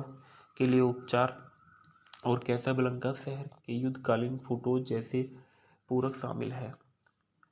मानदंड सन 1991 में केवल फिल्म और कमेंट्री के साथ इसका एक CLV संस्करण जारी होगा। इसे अगली बार सन 1991 में लेजरडिस्क और सन 1992 में VHS पर रिलीज किया गया और दोनों MGM/UA home entertainment Turner entertainment company के लिए वितरित है, से जो उस समय वार्नर होम वीडियो द्वारा वितरित किया गया था। इसके बाद के 2 डिस्क विशेष संस्करण, जिसमें रोजर एबर्ट की एक ऑडियो कमेंट्री और वृत्तचित्र कैरोट ब्लैंका और एक नया रिमास्टर दृश्य है और ऑडियो प्रस्तुत शामिल है, 2003 में जारी किया गया था। 14 नवंबर 2006 को एक HD DVD जारी की गई, जिसमें 2003 DVD जैसी ही विशेष सुविधाएं थी। समीक्षा फिल्म में नए हाई डेफिनेशन ट्रांसफर से प्रभावित हुए। नई विशेष सुविधाओं के साथ एक ब्लू-रे रिलीज तो दिसंबर 2008 को सामने आई और यह DVD पर भी उपलब्ध थी। शुरुआत में ब्लू-रे को केवल एक बुकलेट, एक समान टैग और अन्य मिश्रित उपहार प्रकार की वस्तुओं के साथ एक महंगे उपहार सेट के रूप में जारी किया गया था। अंततः इसे सितंबर 2009 में एक स्टैंड अलोन ब्लू-रे के रूप में जारी किया गया था। 27 मार्च 2012 को वार्नर ने एक नया 70वीं वर्षगांठ पर अल्टीमेट कलेक्टर संस्करण ब्लू-रे/डीवीडी कॉम्बो सेट जारी किया। इसमें बिल्कुल नया 4K रेस्टोरेशन और नई बोनस सामग्री शामिल थी। यह 4K पुनर्स्थापन वार्नर ब्रदर्स डिजिटल्स इमेजिंग में और नाइट्रेट प्रिंटिंग के पूरा किया गया था, क्योंकि मूल नकारात्मक अब मौजूद नहीं है। यह फिल्म 8 नवंबर 2022 को अल्ट्रा HD ब्लू-रे पर भी रिलीज की गई थी। रीमेक और अवास्तविक सीक्वल जो देखा गया लगभग उसी क्षण से जब कैसाब्लांका हिट हो गया। अगली कड़ी के निर्माण की चर्चा हो गई और ब्रेजाविल नामक एक फिल्म अंतिम दृश्य में रेनॉल्ड उस फ्री फ्रेंच आयोजित शहर में भागने की सिफारिश करती है की योजना बनाई गई थी कि लेकिन कभी निर्मित नहीं हुई। उस समय एक अखबार के लेख में उल्लेख किया गया कि बोगार्ट्स और ग्रीनस्टीन पहली फिल्म में अपनी चरित्र चित्र जारी रखेंगे और संभावना है कि गेराल्डिन फिट्जगेराल्ड की एक महत्वपूर्ण भूमिका होगी। तब से किसी भी स्टूडियो में सीक्वल या पूरी तरह से रीमेक फिल्मों का गंभीरता से विचार नहीं किया गया। फ्रांसवा ट्रूफोर्ट ने 1976 में अमेरिकी छात्रों के बीच इसकी पंत स्थिति का हवाला देते हुए फिल्म के रीमेक में निमंत्रण को अस्वीकार किया और कैसाब्लांका को जादू के अन्य सेटिंग को पुनः प्राप्त करने के प्रयास जैसे कि कैबोब्लैंको 1980 और कैसाब्लांका का एक दक्षिण अमेरिकी सेट स्टूलिंग और हवाना को खराब प्रतिक्रिया मिली। कैसाब्लांका रीमेक या सीक्वल की कहानियां फिर भी बनी हुई थी। 2008 में मेडाना को आधुनिक इराक में एक रीमेक बनाने की कोशिश में इन्हें होने की सूचना मिली थी। द डेली टेलीग्राफ और एंटरटेनमेंट वीकली दोनों को हेनी वार्नर की पोती और दिवंगत हावर्ड कोच के दोस्त कैस वार्नर के प्रयासों पर रिपोर्ट की, जिसमें रिक ब्लेन और इल्सा लिंड ने नाजायज बेटे द्वारा अपने जैविक पिता को ठिकाने की खोज को दर्शाने वाला सीक्वल बनाने की बात कही थी। रूपांतरों में देखा गया है कि रेडियो पर फिल्म में कई रूपांतरण हुए।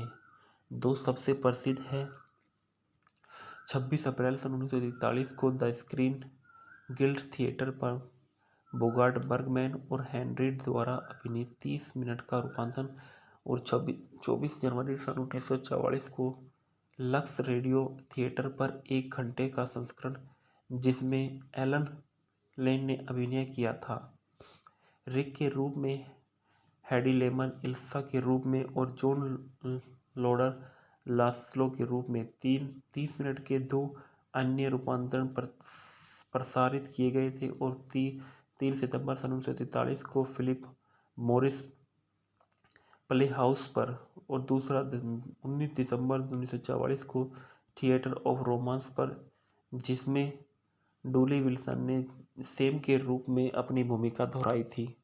टेलीविज़न पर कैसाब्लांका पर आधारित 2 अल्पकालिक श्रृंखलाएं आई और दोनों का शीर्षक साझा है। पहला कैसाब्लांका व्हील श्रृंखला वार्नर ब्रदर्स के हिस्से के रूप में FBC पर प्रसारित हुई और 1955 से 1956 तक घंटे लंबे एपिसोड में प्रस्तुत किया गया था कि यह एक शीत युद्ध जासूसी कार्यक्रम था जो उनके निर्माण के साथ समसामयिक रूप से सेट किया गया था। इसमें रिक और मार्सेल डेलियो के रूप में चार्ल्स मैकग्रा ने अभिनय किया था, जिन्होंने अभिनय किया था कि उन्होंने फिल्म में पुलिस प्रमुख के रूप में एमिल कूपियर की भूमिका निभाई थी और अप्रैल 1983 में NBC पर प्रसारित दूसरे कैसाब्लांका में डेविड सेल ने रिक की भूमिका निभाई और 3 सप्ताह के बाद रद्द कर दी गया।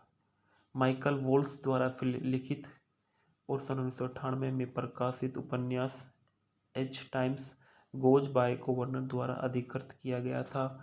उपन्यास वहीं से शुरू होते हैं जहां फिल्म खत्म होती है और अमेरिका में रिक के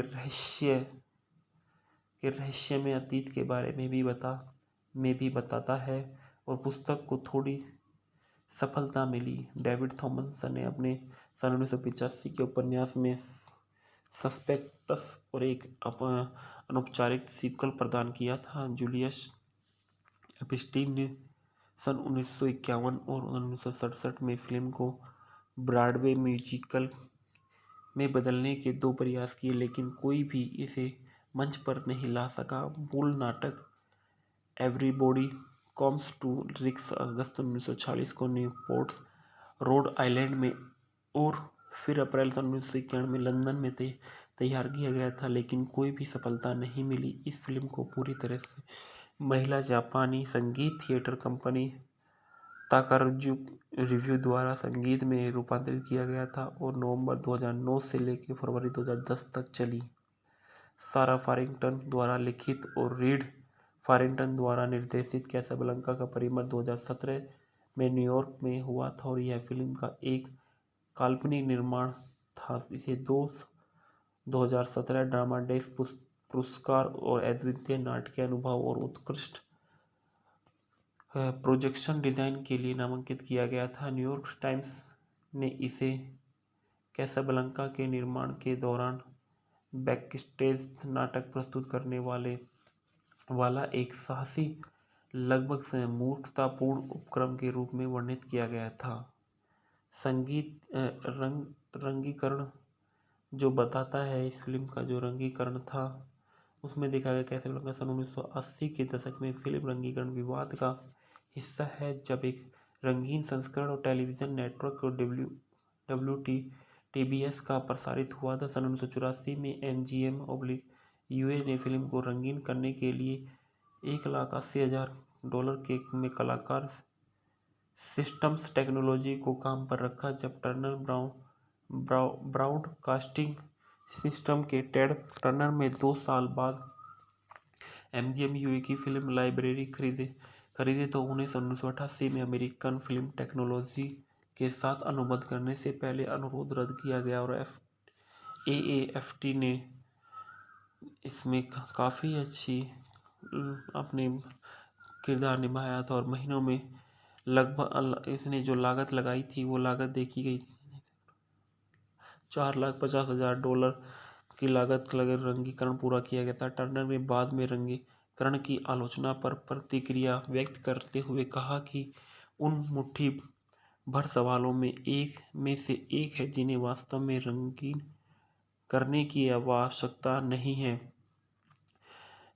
मैंने ऐसा इसलिए किया क्योंकि मैं ऐसा करना चाहता था। मैं जो करने की कोशिश करता हूँ वह मेरी रक्षा करने ही निवेश है। कांग्रेस की लाइब्रेरी ने माना कि रंग परिवर्तन मूल फिल्मों से इतना विभिन्न है कि उसने टर्नर एंटरटेनमेंट को एक नया कॉपीराइट दे दी। जब रंगीन फिल्म WTBS पर शुरू होती है तो इसे 3 मिलियन दर्शकों ने देखा। एक सप्ताह के लिए सिर्फ 10 देखे गए और केवल 100 में जगह नहीं बनाई।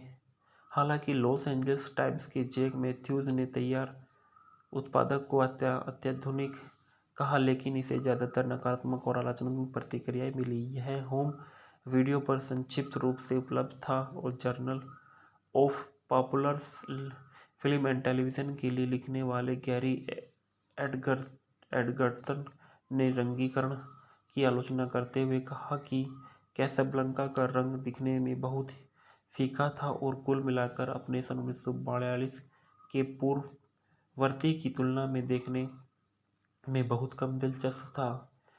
बोगार्ट के बेटे स्टीफन ने कहा, यदि आप कैसाब्लांका को रंगीन बनाने जा रहे हैं तो वीनस डी मेलो का हथियार क्यों नहीं डालते।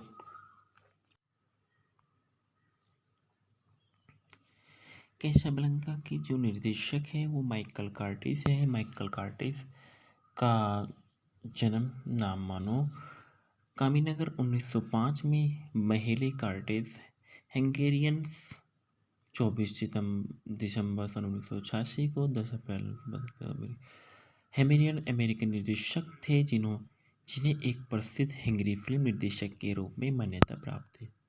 इतिहास में सबसे सफल निर्देशकों में से एक, उन्होंने मूक युग की क्लासिक फिल्मों और हॉलीवुड के स्वर्ण युग के दौरान कई अन्य फिल्मों का निर्देशन किया जब स्टूडियो प्रणाली प्रचलित थी।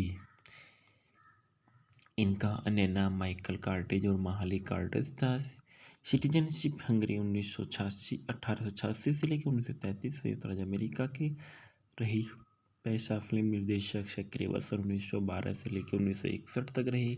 उनके जीवन साथी लूसी डोरेन उससे इनका विवाह सन 1918 में हुआ और 1923 में इनका फिर दोबारा हुआ। कर्टिस यूरोप से पहले से ही एक प्रसिद्ध निर्देशक थे। जब वार्नर ब्रदर्स ने उन्हें 1926 में हॉलीवुड में आमंत्रित किया तो उस समय वे 39 वर्ष के थे। उन्होंने पहले ही यूरोप में 64 फिल्मों का निर्देशन किया था। वह जल्द ही वार्नर ब्रदर्स को सबसे तेजी से बढ़ने वाली मूवी स्टूडियो बनने की मदद उन्होंने अपने हॉलीवुड कैरियर के दौरान 102 फिल्मों का निर्देशन किया, ज़्यादातर वर्णन में, जहां उन्होंने 10 अभिनेताओं को ऑस्कर नामांकन के लिए निर्देशित किया। जेम्स कैगनी और जोआन क्रॉफर्ड्स ने कर्टिस के निर्देशन में ही अपना एकमात्र अकादमी पुरस्कार जीता। उन्होंने डोरिस डे और जॉन गारफील्ड को पहली बार स्क्रीन पर रखा और उन्होंने एरोल प्लिन और ओलिविया डी हैविलेट्स को और बेटे डेविस को स्टार बनाया और वे स्वयं 5 बार नामांकित हुए। कर्टिस उन लोगों में से थे जिन्होंने हॉलीवुड में कलात्मक प्रकाश व्यवस्था, व्यापक व तरल कैमरा मूवमेंट, उच्च क्रेन और शॉट्स और असामान्य कैमरा कोणों का उपयोग करके एक दृश्य शैली पेश की। वे हैं बहुमुखी थे और किसी भी फिल्म शैली को संभवतः संभाल सकते थे। मेलोड्रामा, कॉमेडी, प्रेम कहानी, फिल्म नोयर, संगीत, युद्ध की कहानी और पश्चिमी ड्रामनी या ऐतिहासिक महाकाव्य, उन्होंने हमेशा हर कहानी के मानवीय हित पहलू पर ध्यान दिया और वह कहते हैं कि वास्तविक लोगों की मानवीय और मौलिक समस्याएं सभी अच्छे नाटक का आधार थे। कर्टिस के निर्देशन में the charge of the light brigade में 25 घोड़ों की मौत के कारण कर्टिस और स्टार एरोल प्लिन में बीच लगभग हिंसक टकराव हुआ, जिसके कारण अमेरिकी कांग्रेस और एसपीसी को फिल्मों के सेट पर जानवरों के प्रति क्रूरता का रोकने के लिए कानून की नीति बनाई गई थी।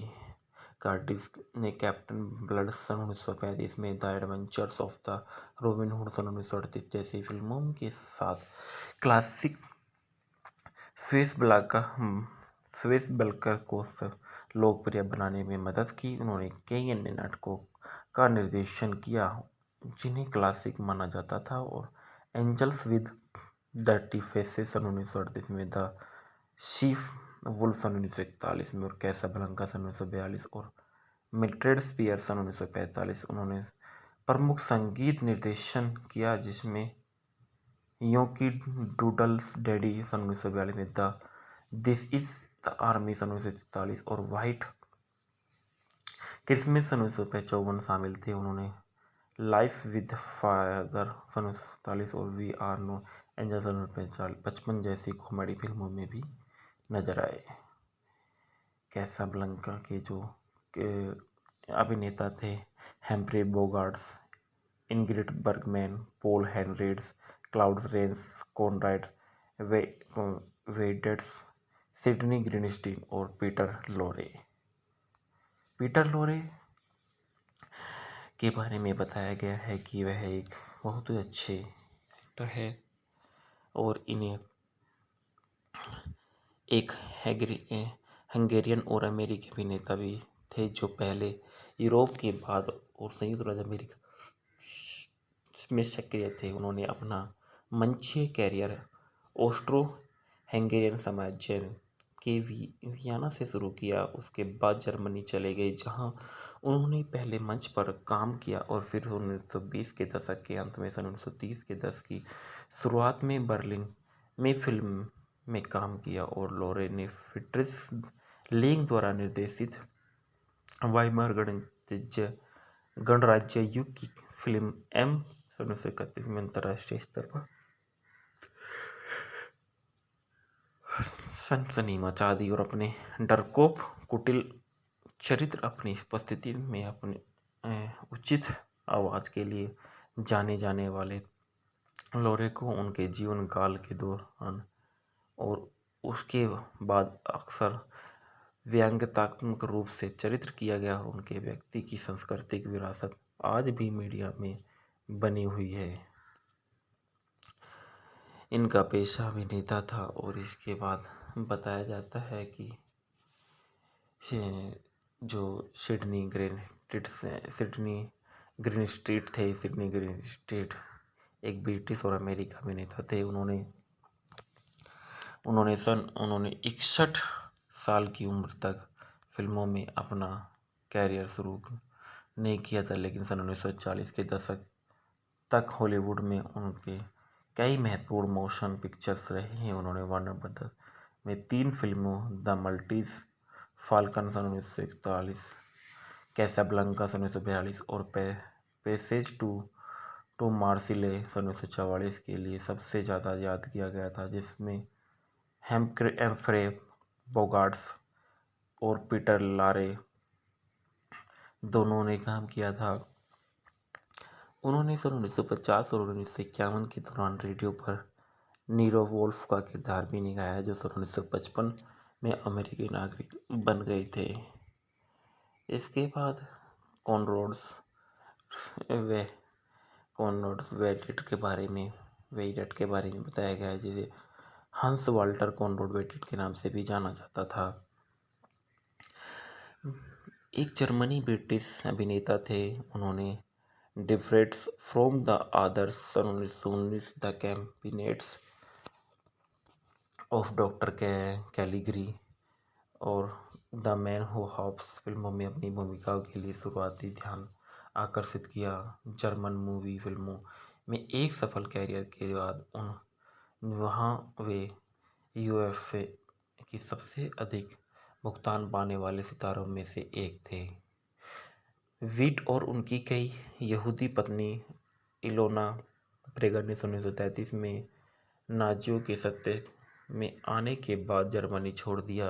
यह जोड़ा ब्रिटेन में बस गया, जहां उन्होंने सन 1939 में नागरिकता ले ली और वीट बाद में कई ब्रिटिश फिल्मों में दिखाई दी और जिनमें द थीफ ऑफ बगदाद भी शामिल थे।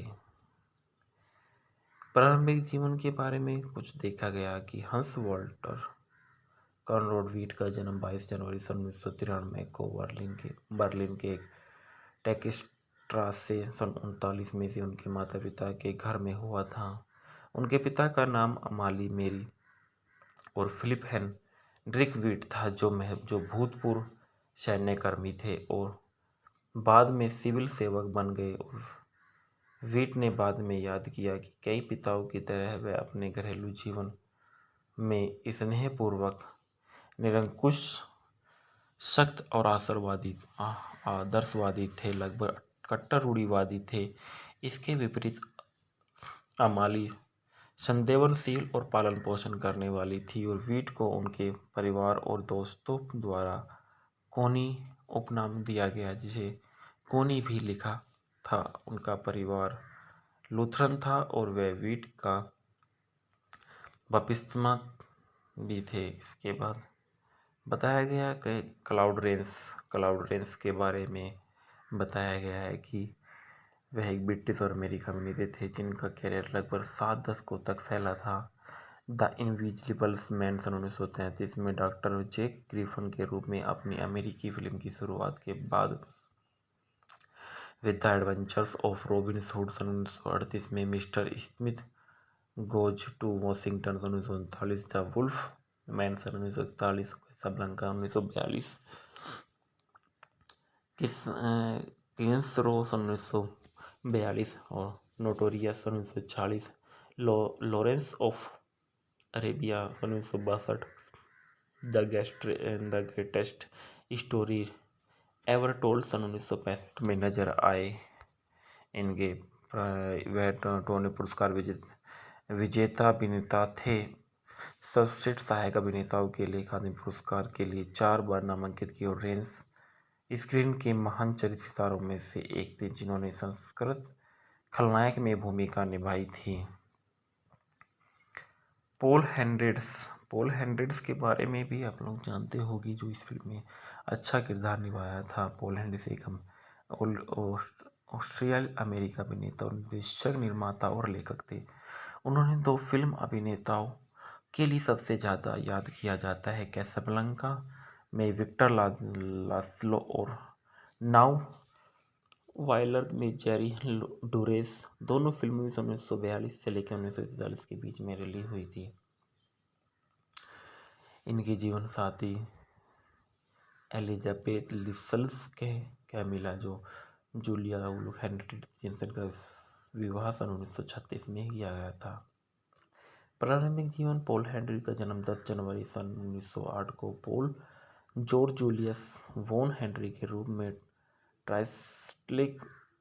ट्राइस्टे में हुआ था, जो उस समय ऑस्ट्रो हंगेरियन साम्राज्य का हिस्सा था। वह मारिया लुइस और कार्ल अल्फोंस हेनरिड के बेटे थे, जो सम्राट फ्रांस जोसेफ के वित्तीय सलाहकार थे। कार्ल हर्ष के रूप में जन्मे कार्ल वॉन हेनरिड ने ऑस्ट्रिया हंगरी में यहूदी विरोधी भावना के कारण 1904 में यहूदी धर्म के कैथोलिक धर्म अपना लिया।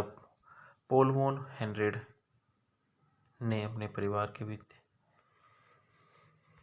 आपत्तियों के बावजूद वियना में थिएटर के लिए प्रशिक्षण किया और थ्रेशियनिशे अकादमी में भाग लिया। इस दौरान उन्होंने स्कूल में पढ़ाई के दौरान एक प्रकाश ग्रह में काम किया और कार्ल की मृत्यु सन 1916 में हुई, जब तक उनके बेटे ने अकादमी में स्नातक तब तक परिवार की संपत्ति खत्म हो चुकी थी। स्टेज और फिल्म कैरियर में देखा गया जर्मनी और ऑस्ट्रेलिया की भूमिकाओं में अकादमी में एक नाटक के प्रदर्शन करते समय वॉन हेनरिड को ओटो प्रीमिगर ने खोजा था, जो उस समय निर्देशक मैक्स रेनहार्ड्स के लिए काम कर रहे थे। वॉन हेनरिड फिर रेनहार्ड के थिएटर कंपनी में शामिल हो गए। होस्ट ने एक स्टेज प्रोडक्शन के लिए एक छोटी सी भूमिका निभाई, मैन इन व्हाइट, और नाटक मिची के वियन मंचन में मुख्य भूमिका निभाई। सन 1933 में जर्मनी में राष्ट्रीय समाजवादी शासन की शुरुआत के साथ ने जर्मन फिल्मों में निर्माण की नियंत्रण किया। उन्होंने सदस्यता के लिए आवेदन किया, लेकिन उन्हें अस्वीकार कर दिया गया क्योंकि उनके पिता एक यहूदी पैदा हुए थे। सन 1935 में वॉन हेनरिड को ऑस्ट्रेलियाई फिल्म जर्सी लिली में कास्ट किया गया था। वॉन हेनरिड सन 1937 में विक्टोरिया रेजिना के पहले ब्रिटिश स्टेज प्रोडक्शन के प्रिंस अल्बर्ट की भूमिका निभाने के लिए लंदन गए थे। उसी वर्ष उन्होंने एनएस रिचिस फिल्म कुमार के साथ एक विशेष परमिट द्वारा सदस्यता के लिए फिर से आवेदन किया और इस अनुरोध को नाजी प्रचार मंत्री जोसेफ गोएब्बल्स ने व्यक्तिगत रूप से अस्वीकार कर दिया। सन 1938 में जब जर्मनी ने ऑस्ट्रेलिया पर कब्जा किया, तब तक वॉन हेनरिड नाजी के घोर विरोधी हो चुके थे और इस दौरान उन्होंने एक यहूदी कॉमेडियन को जर्मनी से भागने में मदद की। इसके और अन्य आर्यों के परिणामस्वरूप जर्मन सरकार ने उन्हें थर्ड रीच का आधिकारिक दुश्मन घोषित कर दिया। जर्मनी में उनकी सभी संपत्तियां जब्त कर ली गई और वॉन हेनरिड जल्द ही स्थायी रूप से यूनाइटेड किंगडम चले गए। यूनाइटेड किंगडम की भूमिकाएं सन 1939 में द्वितीय विश्व युद्ध के फैसले के साथ वॉन हेड्रेड ने यूनाइटेड किंगडम में निर्वासन का दुश्मन विदेशी रूप में नज़रबंदी का जोखिम उठाया। हालांकि जर्मन अभिनेता कॉनराड विडट्स ने उनके लिए जमानत दी और ब्रिटिश सरकार ने उन्हें रहने के लिए काम करने की अनुमति दी और बाद में विडट्स हेनरिक के साथ मेजर हेनरिक स्ट्रेसर के रूप में फिल्म कैसाब्लांका में दिखाई दिए। सन 1939 में वॉन हेड्रेड ने film good boy mister chips में एक जर्मन शिक्षक मैक्स स्टेफेल के रूप में एक प्रमुख सहायक भूमिका निभाई। अगले वर्ष उन्हें थ्रिलर नाइट ट्रेन टू मुनीख में जर्मन गेस्टापो एजेंट के रूप में तीसरा बिल मिला। सन 1940 में वॉन हेड्रेड ने ब्रिटिश संगीत में कॉमेडी अंडर योर हेड में एक छोटी भूमिका भी निभाई और उसी वर्ष उन्होंने film mad man of Europe में एक जर्मन सेना अधिकारी की भूमिका भी निभाते हुए नजर आए। सन 1940 में वॉन हेड्रेड न्यूयॉर्क शहर में स्थानांतरित हो गए और उन्होंने सन 1941 में ब्रॉडवे नाटक फ्लाइट टू द वेस्ट में एक डॉक्टर की भूमिका निभाई और उसी वर्ष उन्होंने हॉलीवुड में आरकेओ पिक्चर्स के साथ एक अनुबंध पर हस्ताक्षर किए। आरकेओ ने अपने नाम से वॉन हटा दिया ताकि वह कम जर्मनी लगे। वह संयुक्त राज्य अमेरिका का नागरिक बन गया। आरकेओ ने ली हेनरिक की पहली फिल्म जॉन ऑफ पेरिस थी, जो सन 1942 का युद्ध ड्रामा था जिसमें उन्होंने रॉयल एयर फोर्स पायलट की भूमिका निभाई थी जो कब्जे वाले फ्रांस में भागने की कोशिश कर रहा था। यह फिल्म एक बड़ी हिट रही। सन 1942 में वार्नर ब्रदर्स के जाने पर स्टूडियो ने हेनरिक को रोमांस नाउ वोयेजर में जेरेमिया डोरेस के रूप में कास्ट किया गया, जिसमें बेटे डेविस के साथ अभिनय किया। उनकी भूमिका एक विवाहित व्यक्ति की थी। वे समुद्री यात्रा पर स्पिनिस्टर डेविस से मिला और उनकी अगली भूमिका सन 1942 के रोमांटिक ड्रामा कैसाब्लांका में नाजी विरोधी प्रतिरोध नेता विक्टर लाजलो के रूप में थी। कलाकारों में क्लाउड रेंस, हम्फ्री बोगार्ट और इंग्रिड बर्गमैन शामिल थे, जिन्होंने लाजलो की पत्नी की भूमिका निभाई थी। यह फिल्म एक महत्वपूर्ण सफलता थी, जिसे आज इतिहास की सर्वश्रेष्ठ अमेरिकी फिल्मों में से एक माना जाता है। कैसाब्लांका के बाद हेनरिक ने सन 1943 की नाटकीय फिल्म वॉच ऑन द राइन में डेविस के साथ मुख्य पुरुष भूमिका निभाने से इनकार कर दिया। इसके बाद वार्नर ब्रदर्स ने सन 1944 की romantic drama in war our time में हेनरिक को इडा लुपिनो के साथ जोड़ा। उसी वर्ष स्टूडियो ने उन्हें बिटवीन टू वर्ल्ड्स में एलेनोर पार्कर के साथ रोमांटिक लीड के रूप में कास्ट किया गया। इसके अलावा सन 1944 में हेनरिक ने द कॉन्स्पिरेटर्स के एक प्रमुख भूमिका निभाई, जो एक डच प्रतिरोध नेता के बारे में थी जो लिस्बन में जारी एजेंटों को बचाने की कोशिश कर रहा था। फिल्म के सहायक कलाकारों में सिडनी ग्रीनस्टीन और पीटर लारे शामिल थे और हेनरिक ने सन 1944 की फिल्म मिस्टर स्केफिंगटन में डेविस के साथ एक और रोमांटिक लीड को अस्वीकार कर दिया।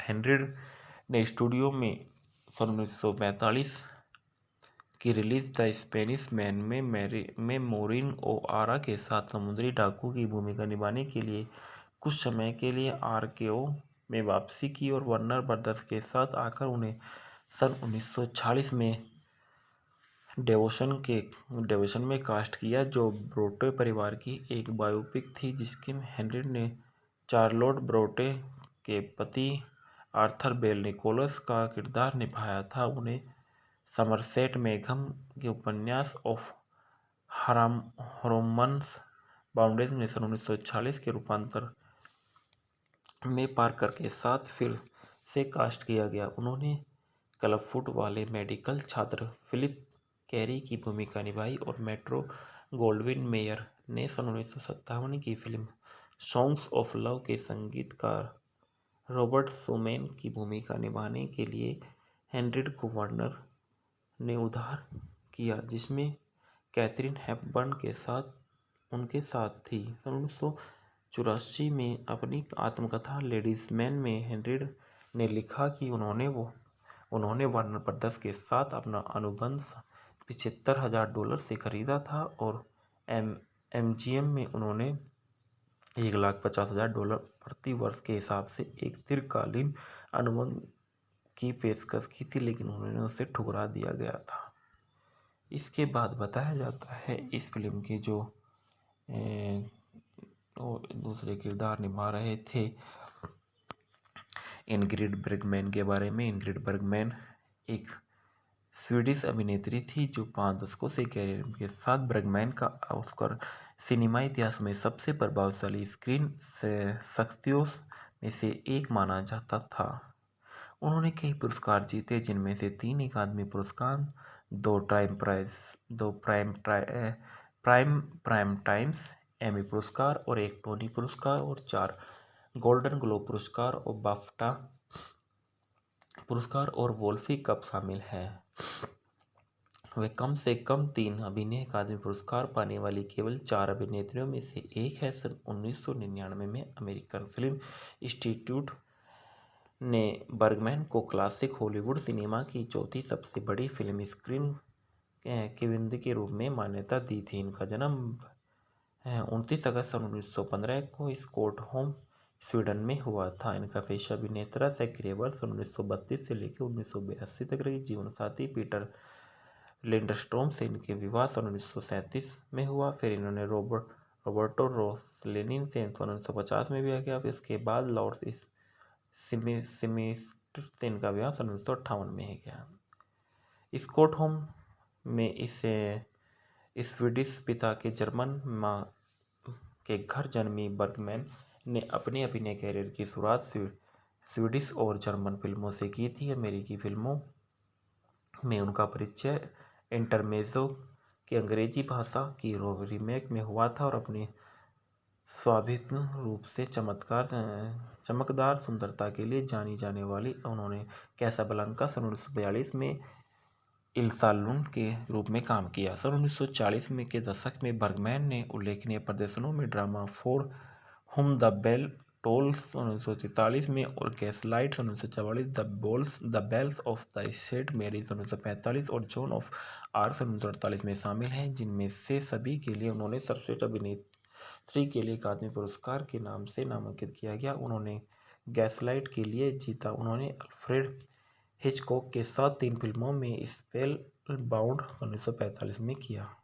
सन 1950 में उन्होंने रॉबर्टो रोसेलिनी की स्ट्रॉम्बली में अभिनय किया, जो इस खुलासे के बाद रिलीज हुई थी कि उनका रोसेलिनी के साथ प्रेम संबंध था और उनकी शादी से पहले उनकी गर्भावस्था ने अमेरिका के एक कोड खड़ा कर दिया गया था, जिसने उन्हें कई वर्षों तक यूरोप में रहने के लिए मजबूर कर दिया गया। और इस दौरान उन्होंने रोसेलिनी की यूरोपा 51 और जर्मनी टू इटली सन 1954 में अभिनय किया, जिनमें से पूर्व ने उन्हें सर्वश्रेष्ठ अभिनेत्री के लिए वोल्फी कप दिया गया है। वह हॉलीवुड लो टाई और अनास्थीसिया सन 1956 में murder on the Orient express 1974 में अपनी भूमिकाओं के लिए 2 और अकादमी पुरस्कार जीते। वह इसी अवधि के दौरान उन्होंने इंडिस्क्रीट 1958 और